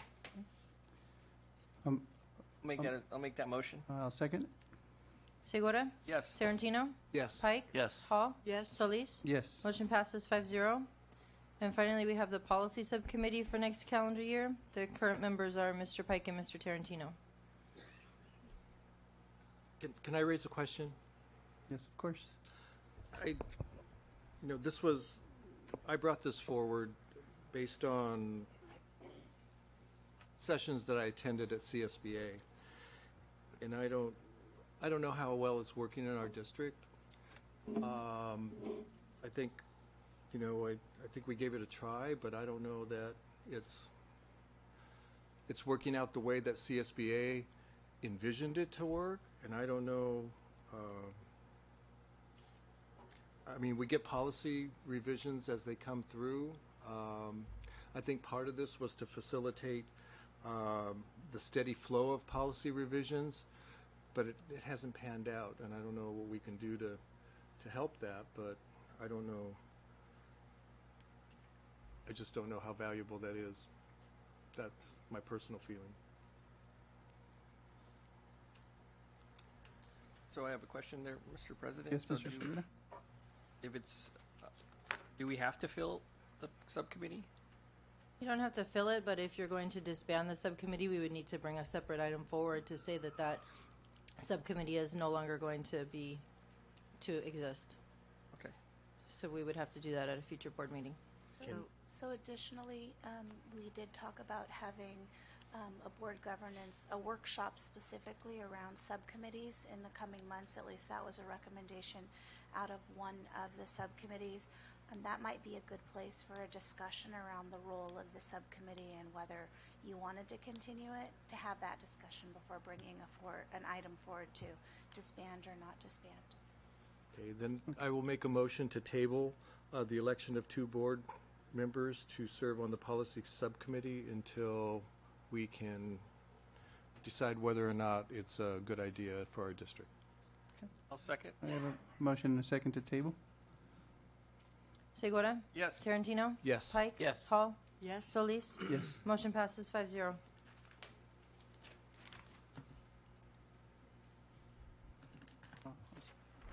Thank you. F6. Pulled by Mr. Segura and Mr. Tarantino. So I would just, Mr. Segura, sorry. I would just like to say that I know that they've been scheduling a lot of their meetings on the nights that we have meetings here. And This is for the board calendar. Oh, okay, never not mind. the CSBA. But I it mean, it does relates. relate. Oh yeah, so yeah, that was it. That was where I was going with it. Come on, Deanne, you're trying to work here. Okay, sir. Sorry. So there, I know already that on 122, 226, and 326, they already have meetings scheduled for the CSBA. So, however, is there any way we could, because I think it's important for us to be there, and we haven't had the opportunity to be there for a number of them because of the scheduling of their meetings. And we've let them know. It's not like it's a secret. We've let them know. We send them emails and said, hey, we got a meeting, and you've done the same thing. So whatever we can do, I don't know what the solution is to move the meetings, or I don't know if Mr. Tarantino has an idea. I was going to piggyback on that, Mr. Segura. Being the second largest district in the county, I think we need representation at that body. And unfortunately, it sounds like CSBA is not willing to change their meeting dates to accommodate our conflict in our board meetings. So you were going to say something, Mr. Solis. I am. Before during the delegate meeting, our pre-meeting with the District 17, I did bring it up, and they were looking into changing them to, I think, the third Monday or something like that. Is that So for? it's there was some that were calendared for January and February, I believe. So it's still up. It's still up for debate. So it's like the best days for them are the second and fourth Mondays, but they do with me and there's a couple other members, Mr. Segura and other school districts that had the same issue. So they were thinking about moving them. So it's not for sure. Did they say when they were going to make a decision, and who owns that decision? Is it the delegates, or is it the delegate assembly? The District 17. When we have our meeting, they moved it to January. Sorry, I didn't put it on my calendar, but it's I wrote January it down. 22nd? No, I think it's the 28th. They changed that date? 9th. They did. So Yeah. it's- So I apologize. I don't have. I left my folder in the other car. So it's not on January 22nd? I don't believe so. I could check with them tomorrow. Yes. Can we table this one until next month? Okay. Yeah. Yes, Ms. Madden. Come on up to the front. If you come up. Come on up to the front. Hi, so I believe the discussion happened during caucus for Region 17. You're in a very unique position in San Diego because we have a San Diego County School Boards Association that also serves, the people that serve on that also serve as delegates for Region 17 for California School Boards Association. So if that's a concern, I think locally with the county, the next meeting, I don't know when it was changed for, but I can email the president to let you know when the County School Boards Association's meeting, the next one is, and there could be a discussion. I can ask the region director or the president of that, of the county association to reconsider the dates. As a former delegate, because I used to be a delegate 2010 to 2012, I can tell you that it's very difficult to find a date where not one school board meeting meets. And it's the whole county. So if they change it for one school board, then 3 more school boards somewhere else can't attend. But I do agree with Mr. Tarantino that this is a very large school district. You guys are the largest in the county, and you should have a say at that table. I don't know if it's every single month where they conflict, the meetings conflict, but just 2 out of 3. 2 out of 3. Okay, we can definitely. I can definitely talk to them to see if they can bring it up for discussion. Well, I would like to make a recommendation that since the CSBA delegation meets on Monday, January 22nd, and we have a board meeting on January 22nd. I would like us to consider moving our board meeting to January 29th, and we would keep the February 12th, and we would cancel the Monday, February 26th, which is the second board meeting in February. So instead of having one board meeting in January, we would still have one meeting in January, but it would be moved to the 29th. And instead of having two board meetings in February, we would only have one, and that would be on February 12th. So could I make a couple of comments? We also have planned on the 30th, the joint board meeting. So that would be the 29th and 30th, just for your information. So another option could be to move it to like the 16th, which is a Tuesday, because 15th is a holiday. You do, although in that week, have your self-evaluation workshop on the 18th. I believe the 16th is a holiday. For No, Martin the Luther 15th. King? 15th. Martin Luther King. We also have already secured Otay Ranch High School for the January board meeting. Just Yeah, no, to keep that into consideration. We were planning to go to a school site. Yeah, I think we did move it. We did move that meeting. I don't know if it was to the 1st or the 29th. Okay. I just, So you think I that know was we did okay? move it because I did raise that concern, and they were all on board to try to change it. But I don't think we should change our our meetings right now. Okay. Even the February one? Yeah, because I think we were looking at moving the February one too. Yeah. Right, and it, sorry. So, no, I appreciate the thought, and my fault. I forgot to bring that Maybe calendar. we can see how this month, Plays January, out. plays out, Yeah. and then from there we could know the dates for sure and adjust if necessary. Sounds good. Yeah, I think right now the San Diego County School Board only has their meetings set to March, Yeah, and then they 3. have the Honoring Our Own in April, and then they won't come up with the new schedule for the next fiscal year. So I don't know that they have those dates set Okay. yet. Okay. So, my, So right now, we'll just stay with we are until you hear further from January? Yeah, unless they change their rule, because I think generally they schedule their meetings for the San Diego County School Boards on the fourth Monday, because that was the one that the least amount of districts had their board meeting dates on. A lot of them have them during the third week or whatever, because we have 2 meetings a month, and per our policy, it's the fourth. A lot of them conflict because of that. Okay. I'm okay with that. Yeah, me too. I'm okay with that. I move approval of F6. wait, yeah, I had a question. Thank you. Sorry, Mr. Tarantino. Ms. Hill? My only question was, do we have to approve the full calendar at this meeting? Is that? Yes. We have to? That's in Ed Code or something? Yes. It's part of the organizational board meeting. You have to adopt your calendar for the following year. Okay. But we can adjust it. We can adjust it at any time during the year, yes. Okay. Thank you. Mr. Tarantino? I'll move approval of F6 as it stands. I'll second. All right, a motion and a second? Segura? Yes. Tarantino? Yes. Pike? Yes. Hall? Yes? Solis? Yes. Motion passes 5-0. All right, F7? This is to appoint the delegate to the CSBA Delegate Assembly for the next 2 years beginning in April. Mr. Segura's term will be up at the end of March. Entertain a nomination? Do you want to continue? I'm still, yeah. Okay. All right. I'll make a motion to continue with Mr. Segura.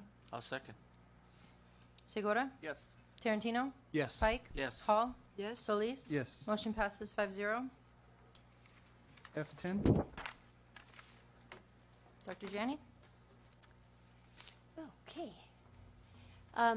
So back in November, we brought the draft mission and belief statements. As you all know, it was the result of a group of about 40 plus stakeholders who met together for an afternoon, actually all day, like from 8 to 3. And then since that time, we asked for input from, like I said in my message, from anyone else who wanted to provide feedback. And about 115 people responded to the survey. And Dr. Amy Illingworth and Manny Rubio culled all of those comments and looked for the preponderance of similar comments and made recommendations to revise the mission statement. And so the mission statement itself looks different in this way. I'm going to pull up the actual one that's on the website, unless anybody can pull it up faster than me.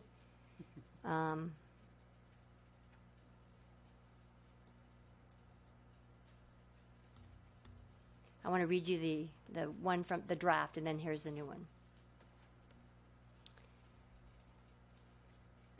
Sorry.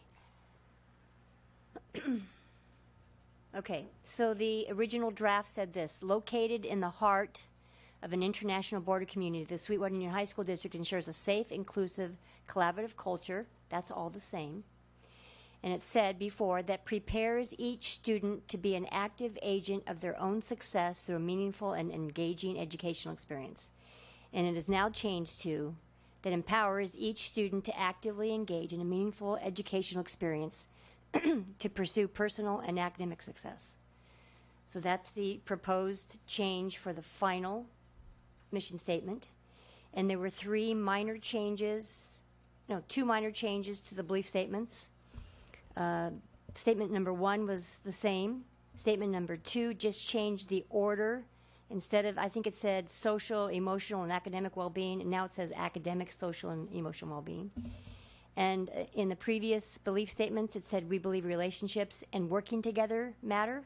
And we changed it to, based on the comments, we believe relationships and collaboration matter. The other 3 belief statements were the same. So we're bringing this forward to the board for approval.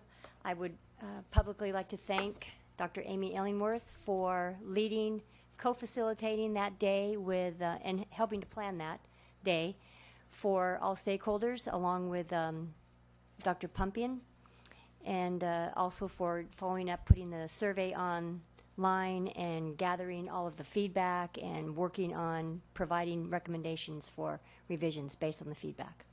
And what you see are the results. Questions or comments from the board? Yeah, I think we need to take one of the L's out of the beliefs. There's 2 L's in. Oh, it looks like 2 L's, but it's really an I with a dot on the top of it. Oh, is that what it is? Yeah. Okay.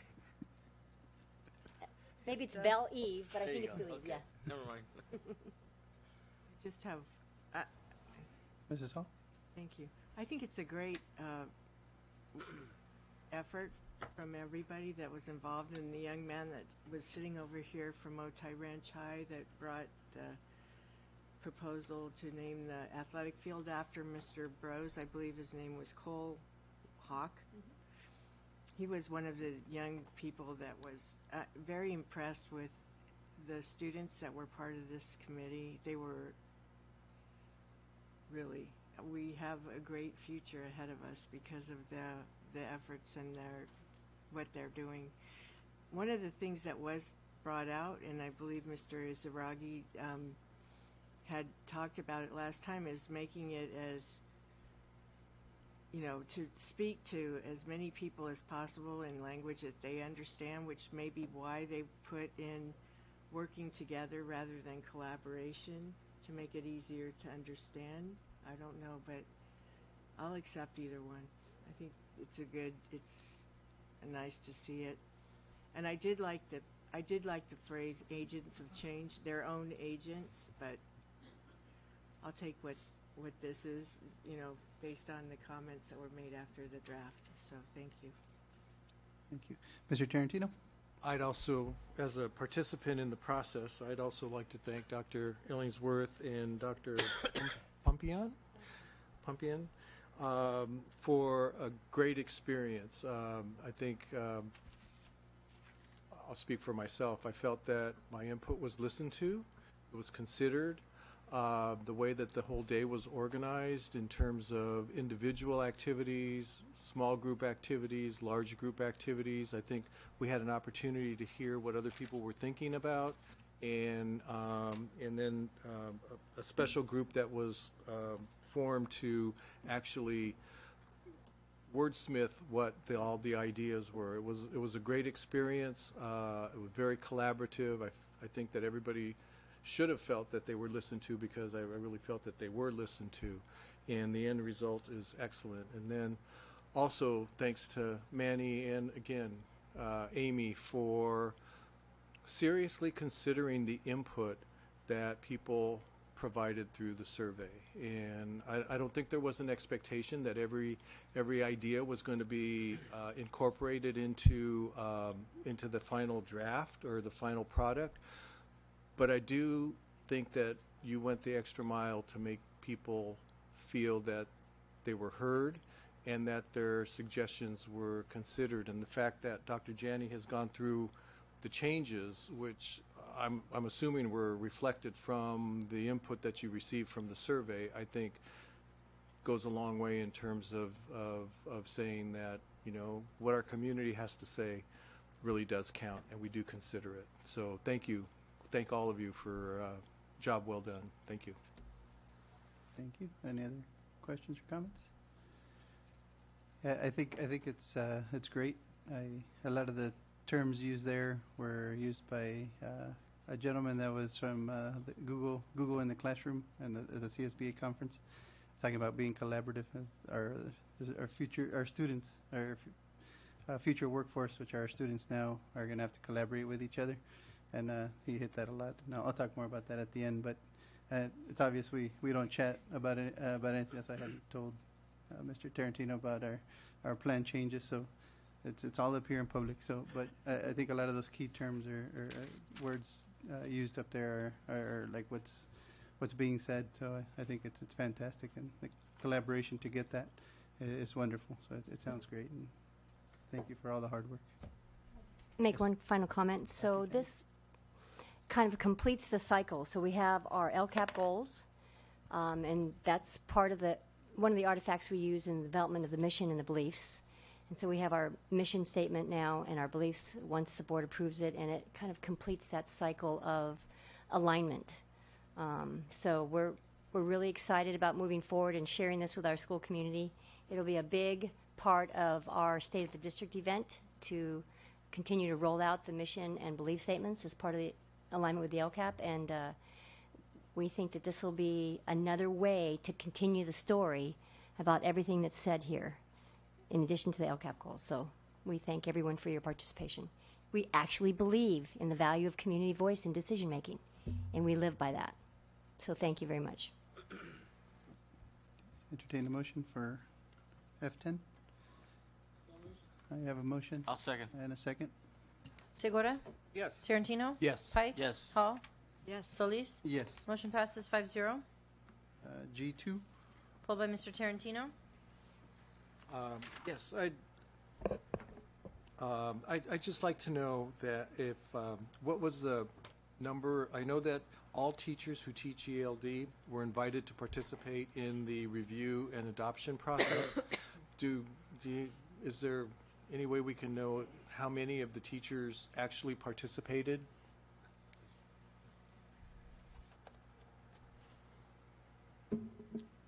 Good evening, Mr. Solis, board members, Mr. Tarantino, Dr. Janney. So the process for any adoption committee that we've been utilizing is that we do a post and bid process where all teachers have access to apply. We had 9 teachers that applied for the position to be on the committee. All 9 were approved and accepted. At the last minute, 1 person withdrew. So we had 8 teachers and 1 administrator, an AP who led the committee and worked with the teachers.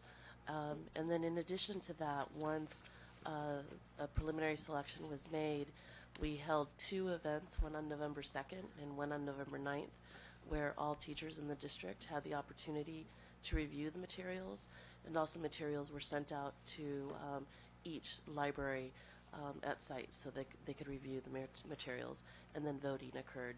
Each site voted for one set of the elements.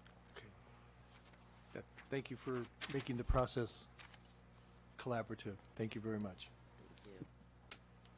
Any other questions or comments? Entertain a motion for G2. I'll make a motion to approve G2. I'll second. Segura? Motion second. Yes. Tarantino? Yes. Pike? Yes. Hall? Yes. Solis? Yes. Motion passes 5-0. G4. Pulled by Mr. Tarantino. Yeah, I wanted to know do we know how many internship opportunities that will be available to our students? Is that the same question for G5 as well? Yes, it is, but I didn't know if I could combine both or not. So Sure. it's Burger King tonight. Great. Okay, yeah, for G5 as well. How many internships? So for the first one, which is for the University of California and the health system, Chula Vista High School receives 20 spots for interns, and San Isidro receives 10. With the La Maestra, each site receives 10 internship spots, and then historically during the summer they offer actual employment to student interns, and that ranges from 3 to 5. Okay, great. Thank you. All right. Any other questions or comments? All right. Entertain a motion for G4 and G5. I'll make a motion to approve G4 and G5. You have Are a we motion? doing them both together? Uh-huh. Okay. And a second. Segura? Yes. Tarantino? Yes. Pike? Yes. Hall? Yes. Solis? Yes. Motion passes 5-0. G7. Pulled by Mr. Tarantino and Mr. Segura. Okay. Mr. Segura?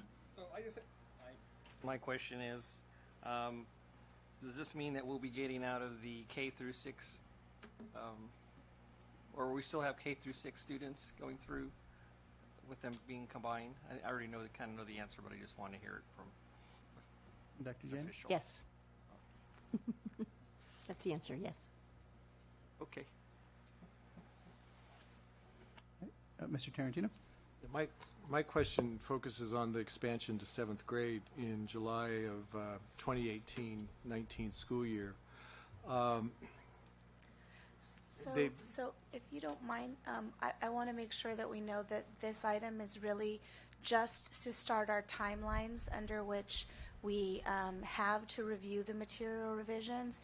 It's not to discuss the substance of those, but based on the board changes we made in January or last year to that board policy, we've now stated that we're going to accept a document and that the date you accept it via a board meeting will start our timelines for the 30-day or 6, depending on what it is. And so I wanted to just make sure we knew that that was the intent of this item, was just to accept the document, and we'll have the 30 days. Any questions you want without Dr. Carberry here, but I wanted you to know that we don't have to take action on this item, or we're not taking any action but accepting it, just so we know. I'm sorry, I didn't mean to cut you off. But No, that's okay. It's not Burger King after all. It's not, no. It's Deanne may I let take- Only I for me, take- Mr. Tarantino. I take Ask back Deanne, my and Deanne will happily give you Burger King. but I take back my Burger King I'm more statement. no soup It for you. is not Burger King. Then, how can I word this? When we do, a clarifying question, when we do receive the actual new revision, will we have an opportunity to discuss the future plans of the Hawkins-Steam charter schools?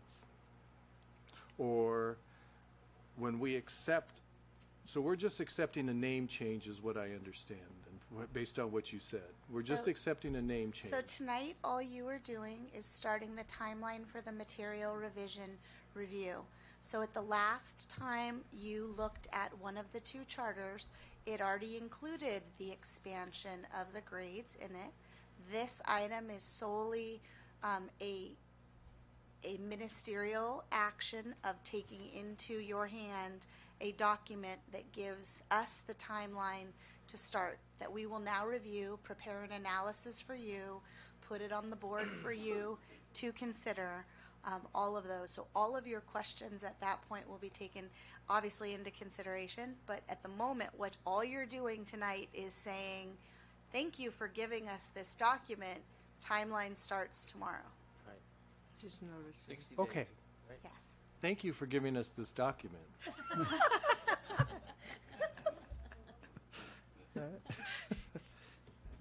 All right, entertain a motion to accept the material. I'll make a motion. I have a motion A second. and a second. Nobody's. Segura? Conflict. Segura? Yes. Tarantino? Yes. Pike? Yes. Hall? Solis? Yes. Motion passes 5-0. G8, Pulled by Mr. Tarantino. Mr. Tarantino. Thank you, Ms. Alvarez, for giving us this document. I have some questions about some concerns that were raised about summer school in general, and I was just wondering if I want to share the concerns, and then just like that, you know what they were. So when you're planning for summer school, you have an idea of what was out there, and you probably already know. But the first thing dealt with the principals, and when the principals are decided upon, could the board have a list of who the principals are at the various summer school sites? And also, if there's going to be tag teams, because I know that the principals don't always complete the full term of summer school, if we could have who's going to be next in line when they're not there, I think that would be helpful, because I heard that nobody knew who the principals were and nobody knew who the replacements were. And I mean, I'm talking system-wide. They knew at the site, but at the different, throughout the district, nobody knew who those principals were and who the replacements were when the principals said they only wanted to work a week or 4 days or whatever. Also, there was a lot of concern about the process for the end-of-term grades. My understanding is that 2 sets of grades need to be completed. There's the computerized infinite campus grades, and then there's also a handwritten by the teacher. The teacher has a roster, and they post the grades handwritten on that roster and turn them into the registrars at the end of summer school. And the reason for that is that sometimes teachers miss bubbling in, and I don't know if they still bubble or not, David, but back in the day they used to bubble in the grades. I don't know how they do that now in Infinite Campus. But anyway, they may miss a grade or two, and then without a backup, the registrars have to chase down the teachers and find out what the grade was. And so I guess the concern is that there be an in-service for principals and their tag team members, so that they know that they have to tell their staffs that it's probably best to have 2 sets of grades turned in, so like that there could be a double check in terms of what the grade actually is, and then those grades can be sent out to or inputted into the system, and then also given to the counselors. In terms of issues related to record access, there's always the issue of who has access to the records. Is it the site? Is it the head counselor who's working summer school? Who has access to the kids' records? Because sometimes mistakes are made, and when they show up for summer school, they're registered in the wrong class. So if however staff decides to deal with that, so like that, people have access to the records in terms of what kids actually need, even though it may say something different on the registration form. And then, as always, a report dealing with the end of summer school, the debrief of the improvements for the next year. You've been doing that. Thank you. Keep on doing that. And that's all I wanted to say.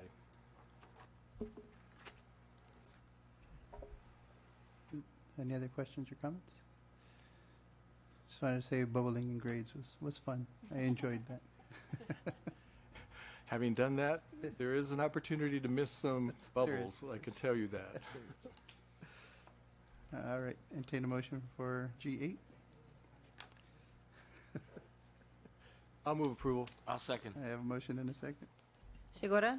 Yes. Tarantino? Yes. Pike? Yes. Hall? Yes. Solis? Yes. Motion passes 5-0. J1. Pulled by Mrs. Hall.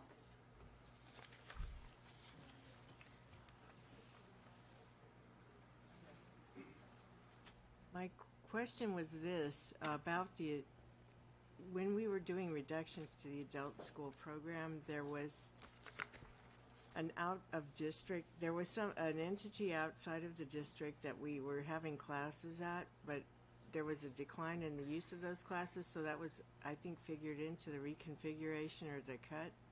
Was this part of that, or? No, this program is an extension of existing supports. With the AEBG, obviously what we want to do is take the services to our community. And serving our students at the South County Career Resource Center allows that. So it wasn't included, or this item wasn't included in the initial or proposed cuts that were talked about and considered earlier. So is this an ongoing, we're continuing on with the program that already exists within the adult ed? Yeah, this is an annual contract. Okay. This program, I think, has been in place for over 10 years. And we continue to evaluate the services, and when we no longer believe it benefits either our students or community, we'll look at other options. All right, thank you. Any other questions or comments about J1? Entertain a motion for J1. I'll make a motion to approve. I'll second. I have a motion and a second. Excuse me. Segura? Yes. Tarantino? Yes. Pike? Yes. Hall? Yes. Solis? Yes. Motion passes 5-0. K1. Pulled by Mr. Tarantino. Mr. Tarantino? Yeah, I have a question on the math transformations consultant, and I have no problem with what's being presented. I just, the last sentence, it was on page 2 of 2 of the item. In the middle, there's a paragraph that starts with the training is targeted for site math curriculum specialists and math induction mentors in support of their leadership role as instructional coaches. But at the end of that paragraph, it says that, the training will consist of high leverage instructional practices and how to support the Common Core instructional shifts and deprivatizing teaching through co-planning and co-teaching. And then it says, and discuss the importance of developing trusting relationship with teachers. And I don't know if the people who are receiving this training are people who are in leadership positions and have been selected by their peers. Why is there a need to develop trust between them and the people who are receiving this? And maybe I'm reading it wrong. I don't know. Dr. Jen? I'll respond to that one. So this is actually training for the district TOSAs and the site curriculum specialists. And so what they're learning is how to develop relationships, coaching relationships. And so when you're in a coaching situation from teacher to teacher, there is that development of trust. And so that's what it is, between the site curriculum specialists, the district TOSAs, and the teachers that they supported at the school sites. So it's that trusting relationship, a coaching trusting relationship. Okay, it's not trusting the people who are... No. Okay. No, it's developing enough trust so that people ask you to come in and give you feedback in a coaching manner, not in an evaluative manner. Correct. Okay, thank you. That helps. I'll move approval of K1. I'll second. I have a motion and a second for K1. Segura? Yes. Tarantino? Yes. Pike? Yes. Hall? Solis? Yes. Motion passes 5-0. K7. Pulled by Mr. Tarantino. Yeah, I just had a question in terms of, is there any restriction on how many years we can have the same consultants? And because we've had, well, since we've been here, we've had this firm be our consultant on special tax administrative services. So is there a limit? I'm going to be Karen Michael now. Okay. Before I was Anna Maria. Now I'm Karen Michael. They're both not feeling very well, which is why they left their posts. No. I thought it was something I said. No. Oh. They're just not feeling well. It was the Burger King that got him. So the answer to your question is no, there is no ed code or law saying that we cannot choose the same firm, but in the spirit of transparency and openness, we put this out to an RFP. And the first time around, they came back with only one submittal, and so they put it out again, and then did some phone calls to specific special, or what are they called? District Financing Administration groups, the tax for CFDs, and asked them to apply this time, and two did. And then that's the two that they chose from. And this committee was well represented. You can see in the analysis that it had our CFO, our capital projects, financing, and reporting manager. We had our contracts manager. We had a financial advisor. We had a community representative residing in the San Miguel Ranch, CFDs, and the facilities planning manager from Chula Vista Elementary School District. And so with all of those people, they still chose the same firm that we've been working with. And it's not unusual that districts choose the same firm over and over again, but we took it out just in case there's a possibility that we could have picked somebody else. But in the end, they still came out on top. I was just wondering if there was a statute that said we had to change it up. I mean, I said all that, and all you wanted to know was no. No, I'm glad. But, yeah, I think for the public to know that it was a transparent process, that we just didn't say, you're up again. Thank you. Thank you. Any other questions on case 7? Entertain a motion. I'll make a motion. No. Approve. I'll second. We have a motion and a second. Segura? Yes. Tarantino? Yes. Pike? Yes. Hall? Yes. Solis? Yes. Motion passes 5-0. L1. Pulled by Mr. Tarantino.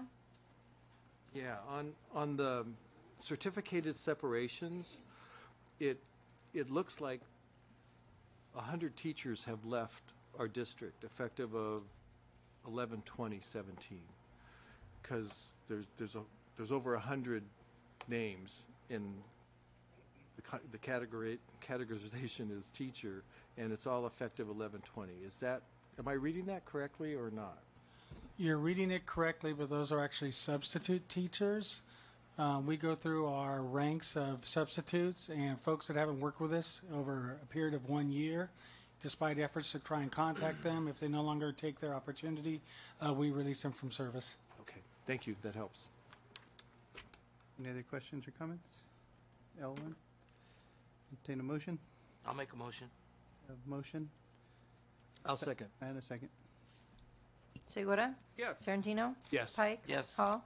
Yes. Solis? Yes. Motion passes 5-0. L3. Pulled by Mr. Tarantino. Yeah, I have no problem with this with the recommendation. I just want to know what are we paying our nurses who were employees and now come back to substitute? The sub rate for nurses with an RN degree is $225 a day. If they go into an extended contract, it's $250 a day. Okay, thank you. But Mr. Tarantino, Dr. Glover, we give our own retired teachers and nurses, certificated staff, a bump? Correct. Well, for the nurses, they're bumped above what the teaching salary is because it's a little more competitive market. But for our retired nurses, they need to be retired for 6 months before they can return.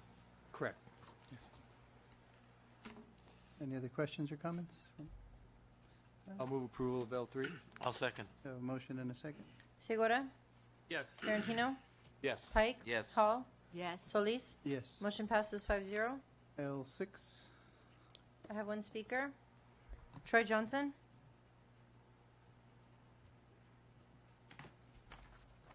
Good evening. My name is Troy Johnson. I am the chapter president for CSCA 471, which is the exclusive representative of the Office Technical and Business Services unit of the district.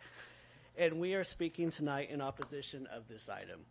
Whereas CSCA recognizes that we do not have a say in what management positions you put forward in order to run the organization, we would like to say that we believe with the current structure of 1 IT director and 4 supervisors, that the introduction of a 3rd level of hierarchy to the structure, to the management structure in IT is excessive.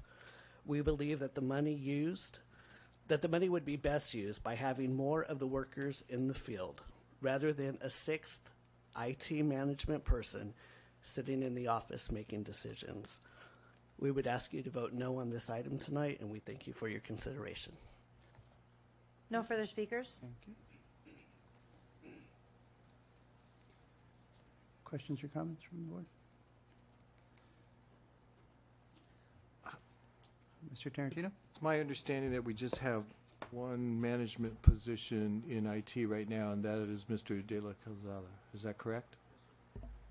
Okay. That is correct. Okay. Thank you. Any other questions or comments? All right, entertain a motion for L6. I'll move approval. I have a motion I'll second. and a second. Segura? Yes. Tarantino? Yes. Pike? Yes. Hall? Yes. Solis? Yes. Motion passes 5-0. M1, Pulled by Mr. Tarantino. Mr. Tarantino? Yeah. A couple of things. The questions that I'm going to ask tonight deal with the actions that we have to take. But based on the ruling in the October meeting regarding M1 and the ability to talk about specific areas within the status report, I was wondering if staff could come up with a way that we could discuss those specific items within the active project monthly status report, apart from the actions that we're going to be taking. Yes. Whichever way that you guys can, so like that we can talk about it. And I'll leave that up to you, Dr. Aguirre and Ms. Carbuccia, how to do that. But I don't want to be restricted from talking about the specifics that are in that report. Dr. Aguirre? Thank you, President Solis. Trustee Tarantino, in fact, we think in essence, what we need is a change in nomenclature. And so the language that we put in the superintendent recommendation should be a fairly straightforward process. We will review and amend the language so that it not only says accept, but it can also capture a review of the entire report. It's already captured. What we're trying to think of is making sure that a member of the public who may be interested in having information about what will actually transpire at a board meeting has that information. So we believe with a change in language and or nomenclature, we can arrive at that point. So I'll work with council on that. It doesn't affect tonight because I'm going to ask about specifics, but in the future it may. Okay? Sounds good. Okay, so on item number 2, the National City Physical Education Field Restoration Project, I'm confused. I know that based on the analysis and in the supporting documentation, we have to add $765,000 to the scope of work, but that's not necessarily dealing with the actual PE field. My understanding is that's because of the ADA compliance regulations in the actual PE building. And so there's that, and then we have the lowest responsive bidder was $951,703.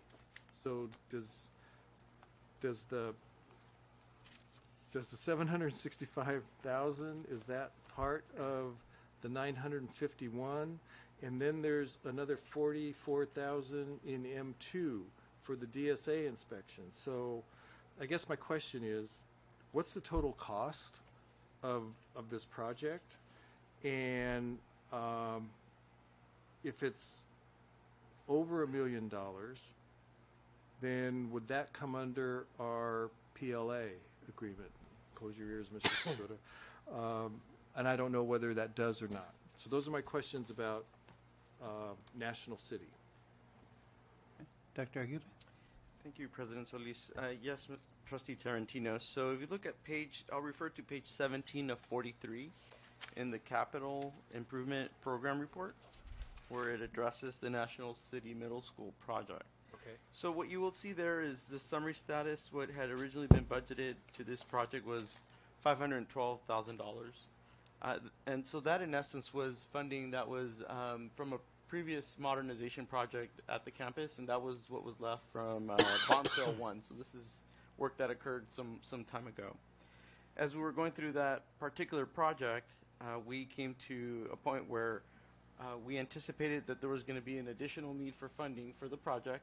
At that point, we were not, it was not clear on the amounts. We had an estimate that was fairly close, but in essence, the only way to really have a market rate is to receive the bids. So that we have now received the bids. As you mentioned, the lowest responsive bidder was for $951,703. So that brings the total budget for this project at $1.2 million, approximately. You can see that on the original budget column of that report. So in essence, that includes soft costs, which is basically everything outside of a construction environment. So it includes architecture, inspector of records, it includes everything. That's the project budget is $1.277 million. This particular construction amount of it's below $900,000. It's below $1 million. It's at $900,000. So the PLA is not applicable because PLA refers to the construction costs. Construction costs in this particular instance, that's the bid we have received, was under $1 million. So again, if you look at that particular report, the summary status, you'll see that $512,000 total. That rolls up to the initial amount, which we now are bringing a recommendation of adding $765,000 to that project to bring it to completion. So it gives you the amount of $1.277 million. That is for the inclusive of soft costs and hard costs. Separate and apart question you asked about PLA. That refers to construction costs of a project. In this particular case, that is below $1 million threshold, so it does not apply. Okay. I guess what I was looking at was the total, where it says total 1.277 million. Mm-hmm. And then, so if I understand you correctly, Dr. Gary, so that was the total cost of the project, but the bid came in at $951,703. So that's what we're going with. That is the lowest responsive bidder, yes. So, okay. In a separate action, the recommendation was to approve to provide that award, to award that particular contract. Okay. That helps me, because I was looking at the 1.277 and then didn't know where the 951 fit in, and if the 765 was part of the 9, it was confusing. But thank you. You cleared it up. Let's see, what's my next one? On the Hilltop High School, it says that a snack shack was removed and demolished. So, and I understand that, we're just doing the field and the track, and everything else is being separated and going to be out to rebid. So I guess my question is a snack shack the same as a concession stand? And if it is that going to be included in the rebidding process later on?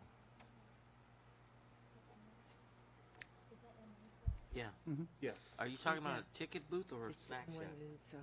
Well, really both, but it says that they're going to demolish the snack shack. So I'm assuming that's a concession stand. Are you on M2? Dr. Aguirre? I'm not on M2. I'm on M1. Thank you, President Solis. Hilltop High. So in that particular instance, that is what it is referring to, concession stand that has been demolished and as part of a separate bid, not part of this particular, it has been de-scoped. We will put a separate bid on the street for a concession stand and ticket booth and other related issues that we're de-scoping from this particular project. It continues to be a project we're monitoring closely and having ongoing conversations. Some of those questions may actually result in litigation, so I can't get into the particulars. Okay. No, thank you. That helps. That's all I have. Any other questions? Mr. Segura? So, yeah, just reading the number 3 on M1. I know this is our phase 3. So, and I know that there's a number of, so I guess my question is, and maybe you've already addressed this and told us about it, but will there be a phase 4 at some point? And the only reason I say that is because I know I've been in a number of gyms or gyms at high schools that they only have some of the high schools have 2 gyms. One of them's new and they have air conditioning, and the other one doesn't. And I know there's some schools that only have the old gym with no air. So just that's kind of my question, and I think it's important to cool those as well. Dr. Aguirre? Thank you, Trustee Segura. At this point, we are not contemplating a phase 3. However, we are having conversations about what would happen under bond sale 3. So right now, we're only discussing what happens under bond sale 2. Those funds have pretty much been assigned.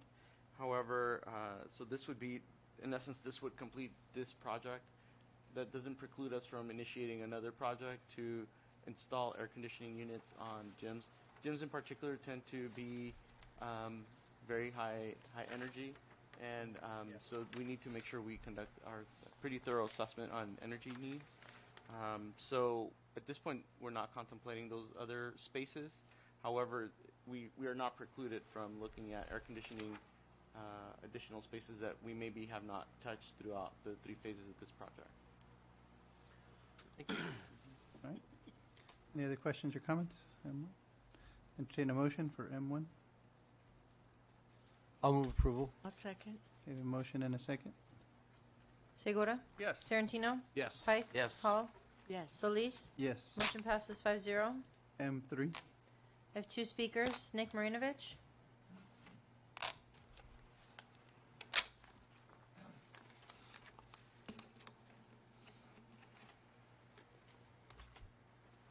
Excuse me, final good evening. This item was looked at briefly when we went through. This is the restoration of National City Middle School at our last bond meeting. But I'll admit, I did not catch, nor did the committee catch, at that meeting, it was an $812,000 proposed add to the project. But in the project summary of issues, it says all bids exceeded the current project budget.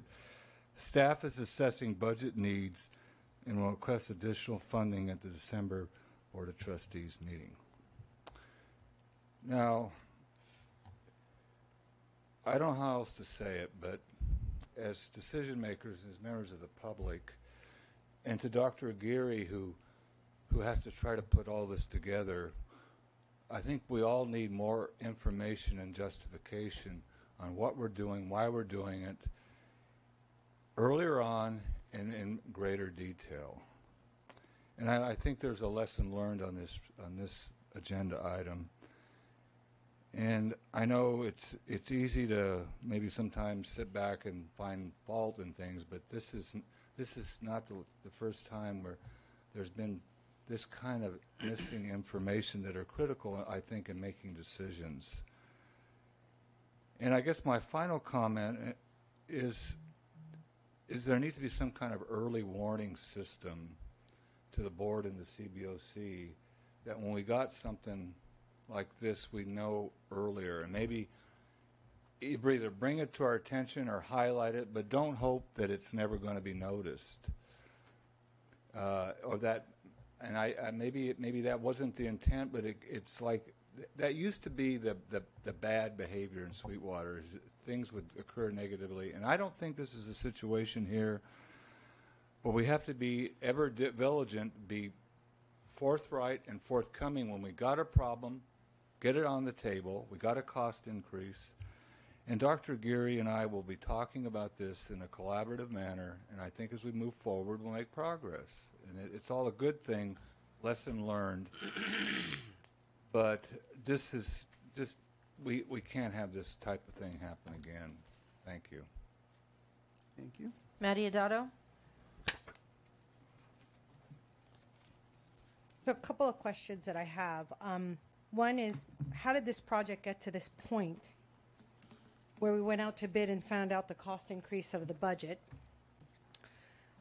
This is not the first, second, or third issue with this specific project and this specific project manager. If you remember the Garland roof for this school, among many other things, there were change orders at National City Middle. If this is a legacy project, why does this property manager think this district has a blank check for this school? Just think of all of the money wasted and mistakes for a poorly run project such as this. We could have put a lot more money into Granger, which desperately needs the funds. There's nothing present in the ballot language that says anything about site restoration as described in the reports. You just can't make up how you want to spend money at the school sites and go along and expect this board to approve it. My last question is, what's the change order percentage rate at National City Middle School? There needs to be some kind of accountability because mistakes at this school are running rampant and it's costing this district a fortune. And so many other schools are in need of repairs.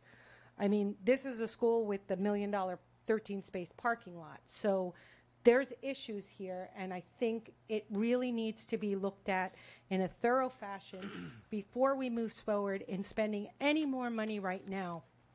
I'm not saying the school isn't deserving, but Granger really needs the money right now. That school is in desperate need. So I think you need to be cautious on how you vote on this item. It's a lot of money. Thank you. No further speakers. Thank you. Questions or comments from the board? I just have a Mrs. Hall? thanks. Do you mind refreshing our memory about some of the issues that have been surrounding National City, the delays in board decision, maybe some revamping of plans or pulling back on not moving forward with some of the plans that were submitted at certain timeframes and how that's affected some of this? Dr. Aguirre? Thank you. So there's a number of projects where, for lack of a better term, I'll call them legacy projects.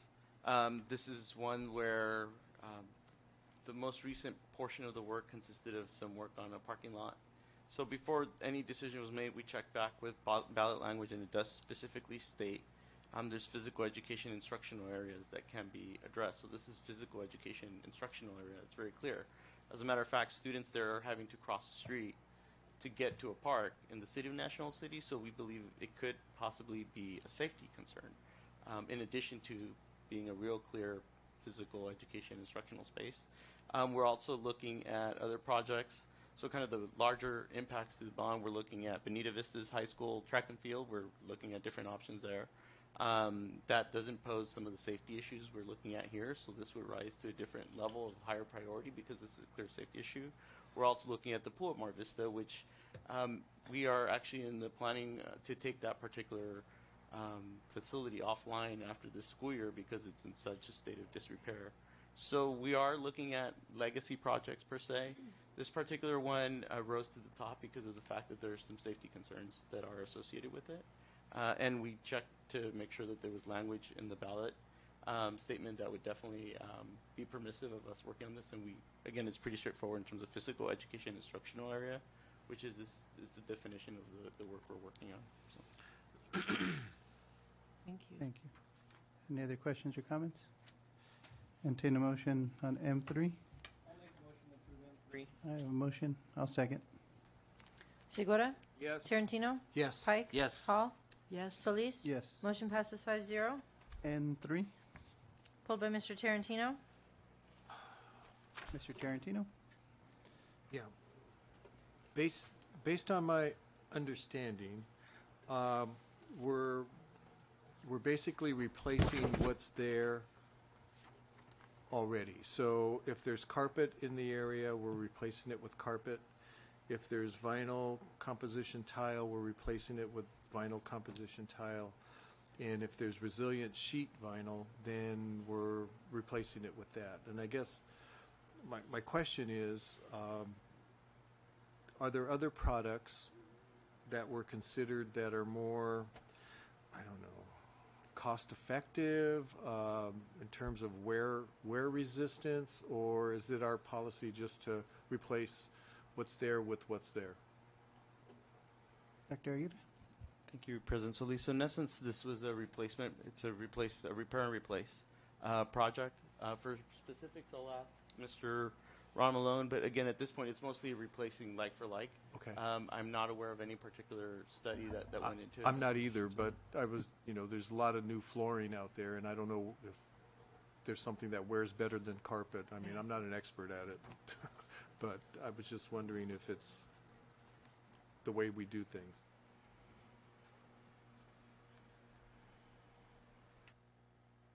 And I'm not questioning the need, believe me. No, all of these carpets with floorings need to be replaced, and all of these are from health and safety reasons. So the Montgomery Adult School and Break Room, that floor is going to be resilient tile. Also, the restroom, that was damaged from leaking roof, which we repaired the roof. So that was going to be like for like. The Options Secondary School, that one, we're going to resilient flooring rather than carpet because they've had some mold issues that we're resolving in there, and this is an ongoing issue with this site, and so we've had other mitigation issues relative to mold that we're working on. And the counseling center, that's going to finish off the offices in tile because they've also had health issues that were brought to our attention. We've done the hallway and the reception area already in tile, so this will just finish off the rest of the site. But we do try to go with resilient tile wherever possible, so that so we get the best bang for our buck and it's more durable. Thank you. That's what I wanted to know. Thank you. Okay. Any other questions on N3 or comments? Entertain a motion. I'll make a motion. A motion and a second. Segura? Yes. Tarantino? Yes. Pike? Yes. Hall? Yes. Solis? Yes. Motion passes 5-0. P1. Pulled by Mr. Tarantino. Tarantino. I had a couple questions. First of all, I think it's good that we're doing this, but how will a site know if someone is a sex offender? And that's the first question. And then, say for instance, a relative who is a registered sex offender would like to attend a niece or nephew's football game, awards assembly, graduation, promotion, or whatever. How do we deal with that? Sure. Thank you for the question.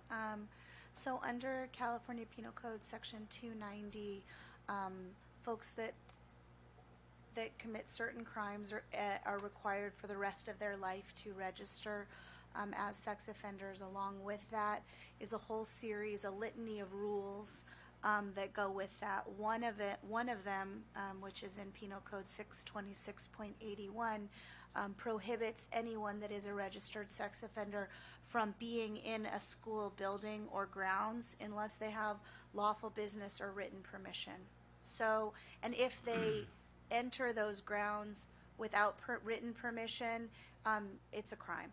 So it's not like they walk onto campus and a buzzer goes off, right? I mean, we have to assume, like with other laws, it's a passive issue. We wouldn't know anyone that walks on our campus has committed any crime unless they self-disclose. One of the requirements for registration as a sex offender is that you have to self-disclose and get written permission before you can come onto campus. That's required of anyone, regardless of whether they're a parent, a guardian, an aunt, an uncle, a neighbor down the street. This policy really is intended to recognize that rule is there. What we've come to find is that there, in addition to this language, which I said 626.81, that talks about having to get written permission, it's a balancing situation because the education code, in a couple of different provisions that you probably don't want to know the numbers, give a parent and guardian the right to direct and participate in the education of their student. And so while, for example, an aunt or an uncle, I think we could make a determination, the principal could get that written request in and say, no, I don't think you have a legitimate business interest being at the football game or attending a school conference for your niece or nephew that you're not the parent and guardian for. For a parent or guardian, we don't have really that ability. We have the right to, we have to allow parents to participate in their students' educations, and then we have to manage the safety aspects and put a plan into place, including, as it says in the policy, consulting with local law enforcement or having other requirements. So I think that everyone has to follow the same rules. There's just a different deference that needs to be paid to parents and guardians because of the rights under Ed Code. So that's a long way of saying it depends, and every single one of these is a case-by-case basis, depending on who's asking, what the event is, and how how our administrative staff, from a principal and then working with legal and risk management, have the ability to assess the safety situation to ensure that our obligations are met, which is to keep our kids safe. Thank you. Any other questions or comments for P1? I'll entertain a motion for P1. I'll move approval. I'll second. I have a motion and a second. Segura? Yes. Tarantino? Yes. Pike? Yes. Hall? Yes. Solis? Yes. Motion passes 5-0. P2. Pulled by Mr. Tarantino. Mr. Tarantino? Yeah, I had a question about the physical fitness testing, and first of all, I'm glad that we're revising the policy, and I like the changes. The changes are good. I had a question about the testing. At what point, or is there a point at which we say if a student can't pass that physical fitness test, is there a point at which we say then that they don't have to take the PE for life classes? Because my understanding is now they have to keep taking it until they have to keep taking it in perpetuity. So is there any modification in that's going to show up in the ARs maybe? So we're in the process of revising the ARs to accompany this, as well as some procedures that will be going out to all counselors, PE teachers, principals for clarification. So as it stands right now, if you pass this policy, students who do not pass, and Dr. Winters can help me with this, students who do not pass the fitness gram in 9th grade, they still have to take PE in 10th grade, but that is a 2-year requirement, right? So they have to take PE in 10th grade. The PE department, or the PE TOSA, Teacher on Special Assignment, is in the process, in collaboration with other PE teachers, revising that curriculum so that it's more relevant to students.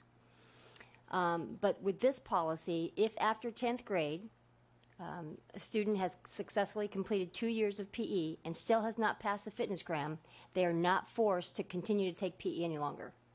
They can request an exemption, a permanent exemption. Okay. Thank you. That helps. Right. We good? Other questions or comments for P2? Entertain a motion. I'll make a motion.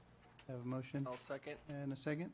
Segura? Yes. Tarantino? Yes. Pike? Yes. Hall? Yes. Solis? Yes. Motion passes 5-0. Board communication. Start over with Mr. Segura.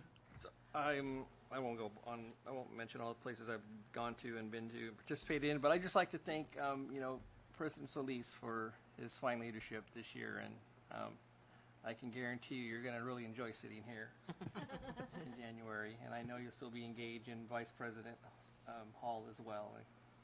Congratulations on becoming president, and I really I'm proud of another year of fine work that was done by this whole district and the direction we continue to go and all the good things that we're doing, and I look forward to continuing that. Thank you. Thank you. Mr. Tarantino? Yeah, I'll go ahead and echo what Mr. Segura said in terms of your role as president and Ms. Hall's role as vice president.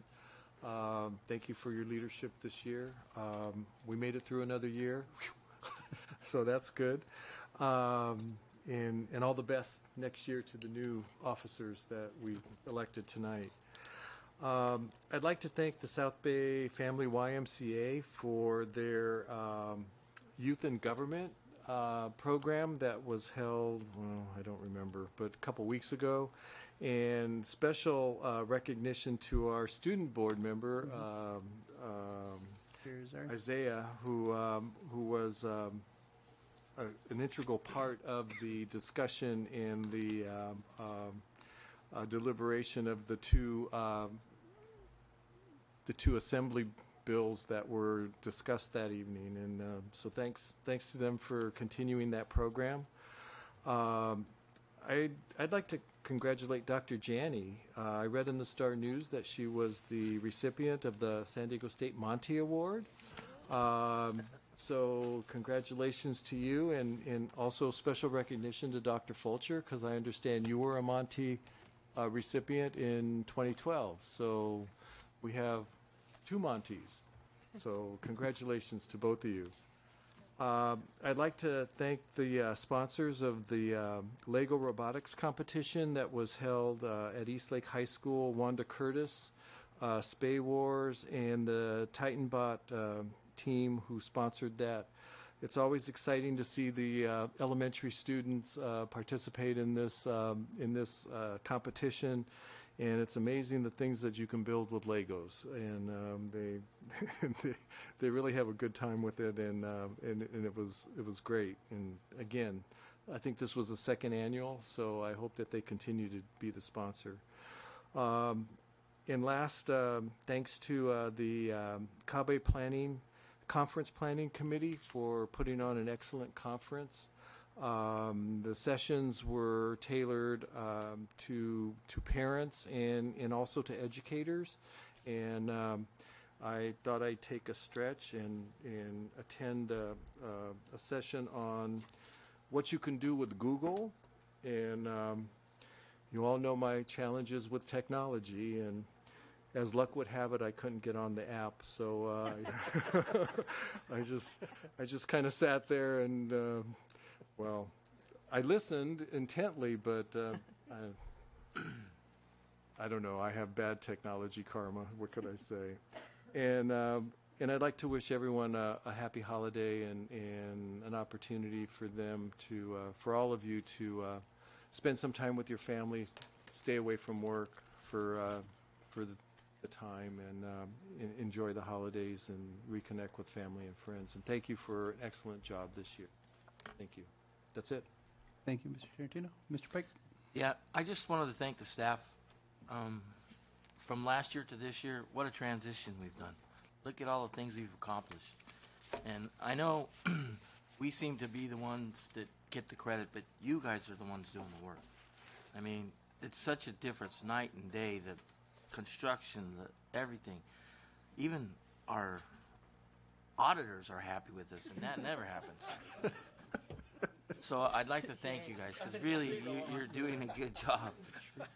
And I attended the CSBA conference, and I took a couple classes that were very enlightening.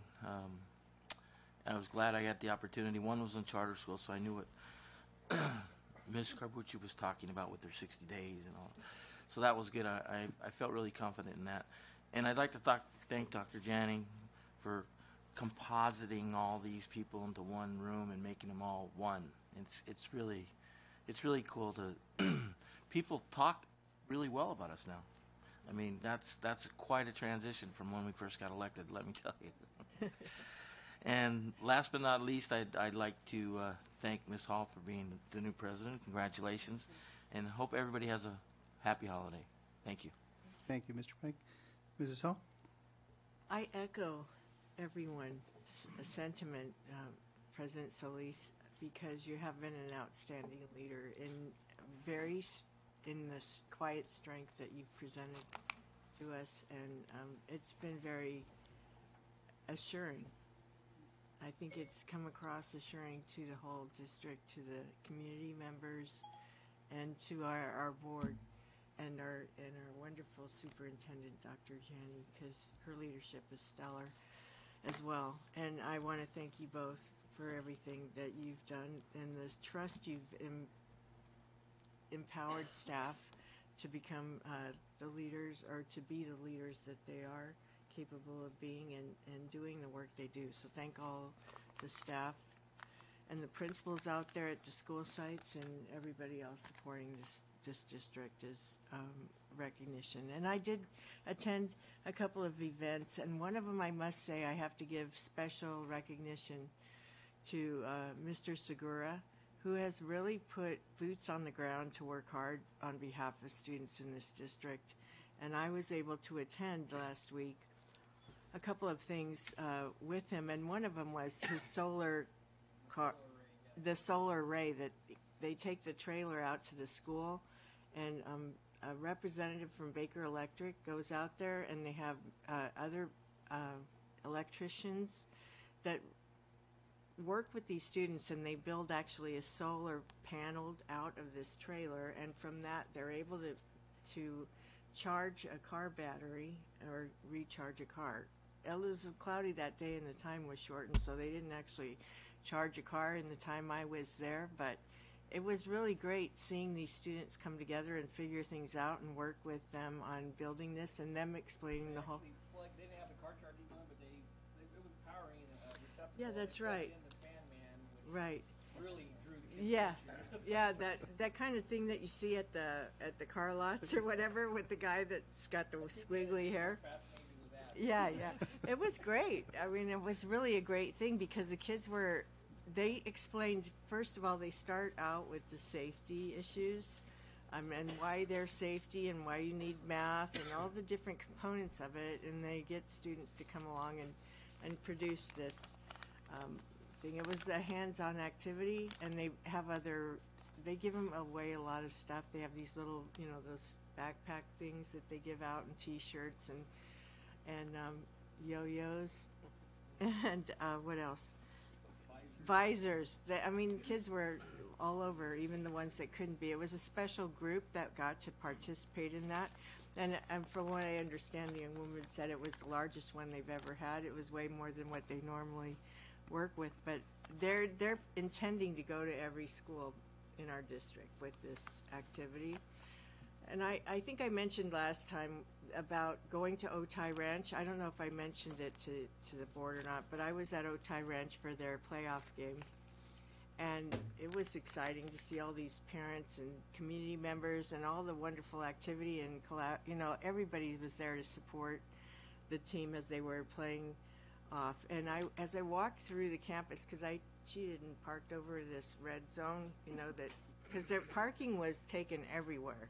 I mean, they were parked on top of each other in that one parking lot right off of the Otay Ranch. So I went around the backside where they have all the parking stalls under the solar panels, and those were all taken. So I went around the circle, and there was nobody there, so I parked there.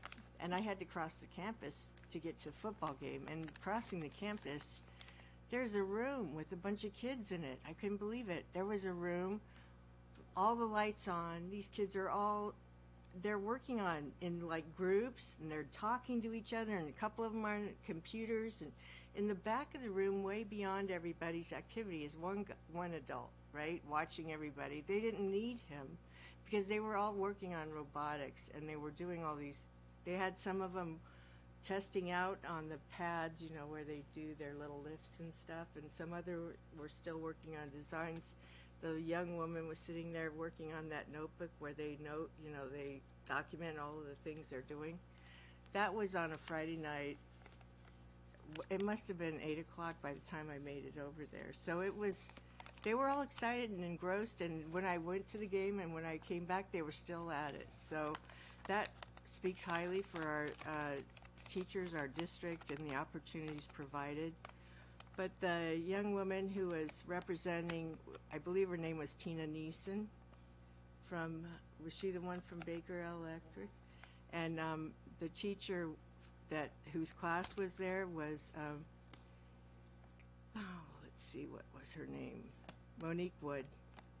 Yeah, and she was just excited about the opportunities being presented, and the assistant principals were coming around with her, and it was wonderful. It was nice, but that is what I really believe Mr. Segura is key in that happening and those opportunities for our schools. I went to the Mariachi Festival, and that was neat too. I only made it through the middle schools, National City Middle and Montgomery Middle, I believe, were the two middle schools that I saw play, and they were really good. Oh no, it was Bonita Vista Middle had a mariachi, and then I went to the other night on the 7th.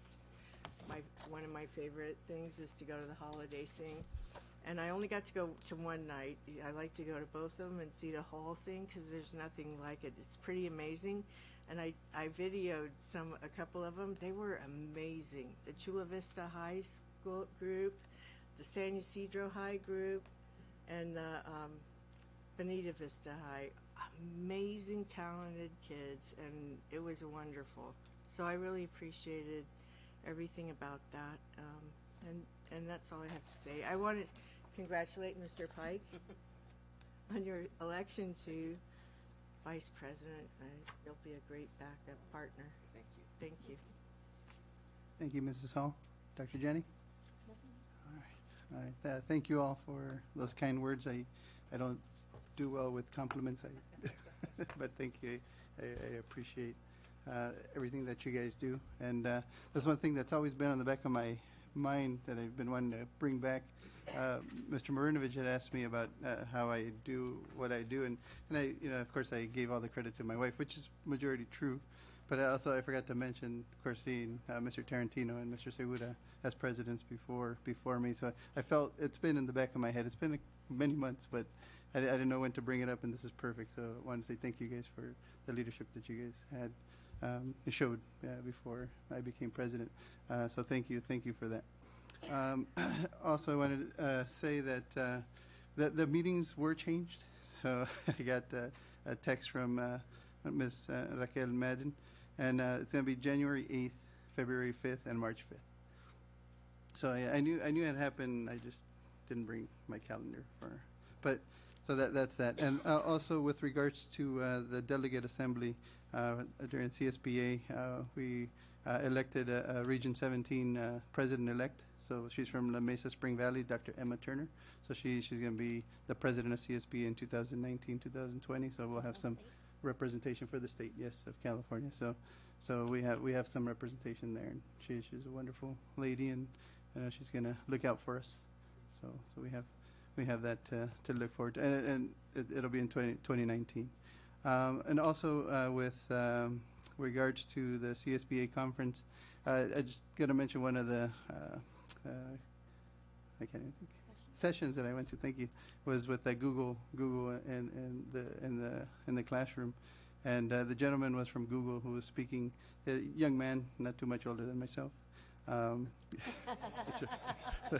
Shut right out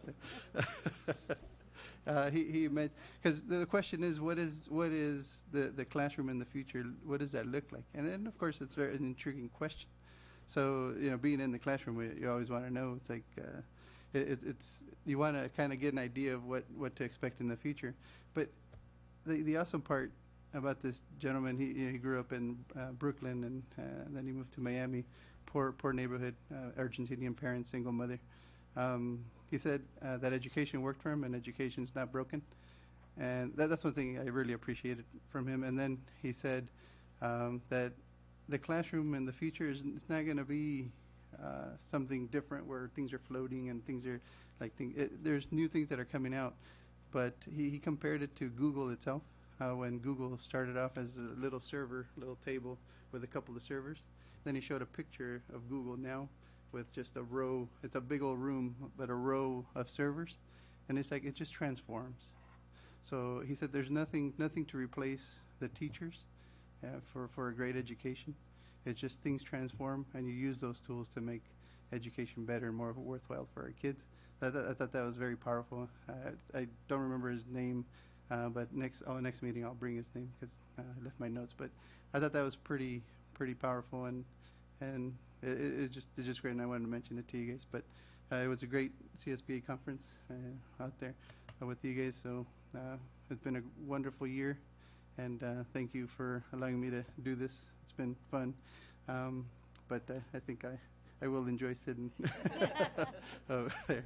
So thank you all, and thank the staff for everything that you guys do. We really appreciate it, and you guys do a lot of work, and we do take a lot of credit for it, and I don't mind taking credit for it because we do make some tough decisions up here, but the staff is really amazing, and thank you for all you do. And have a Merry Christmas, Happy New Year, Merry Kwanzaa, the rest of them. But thank you for everything, and meeting adjourned.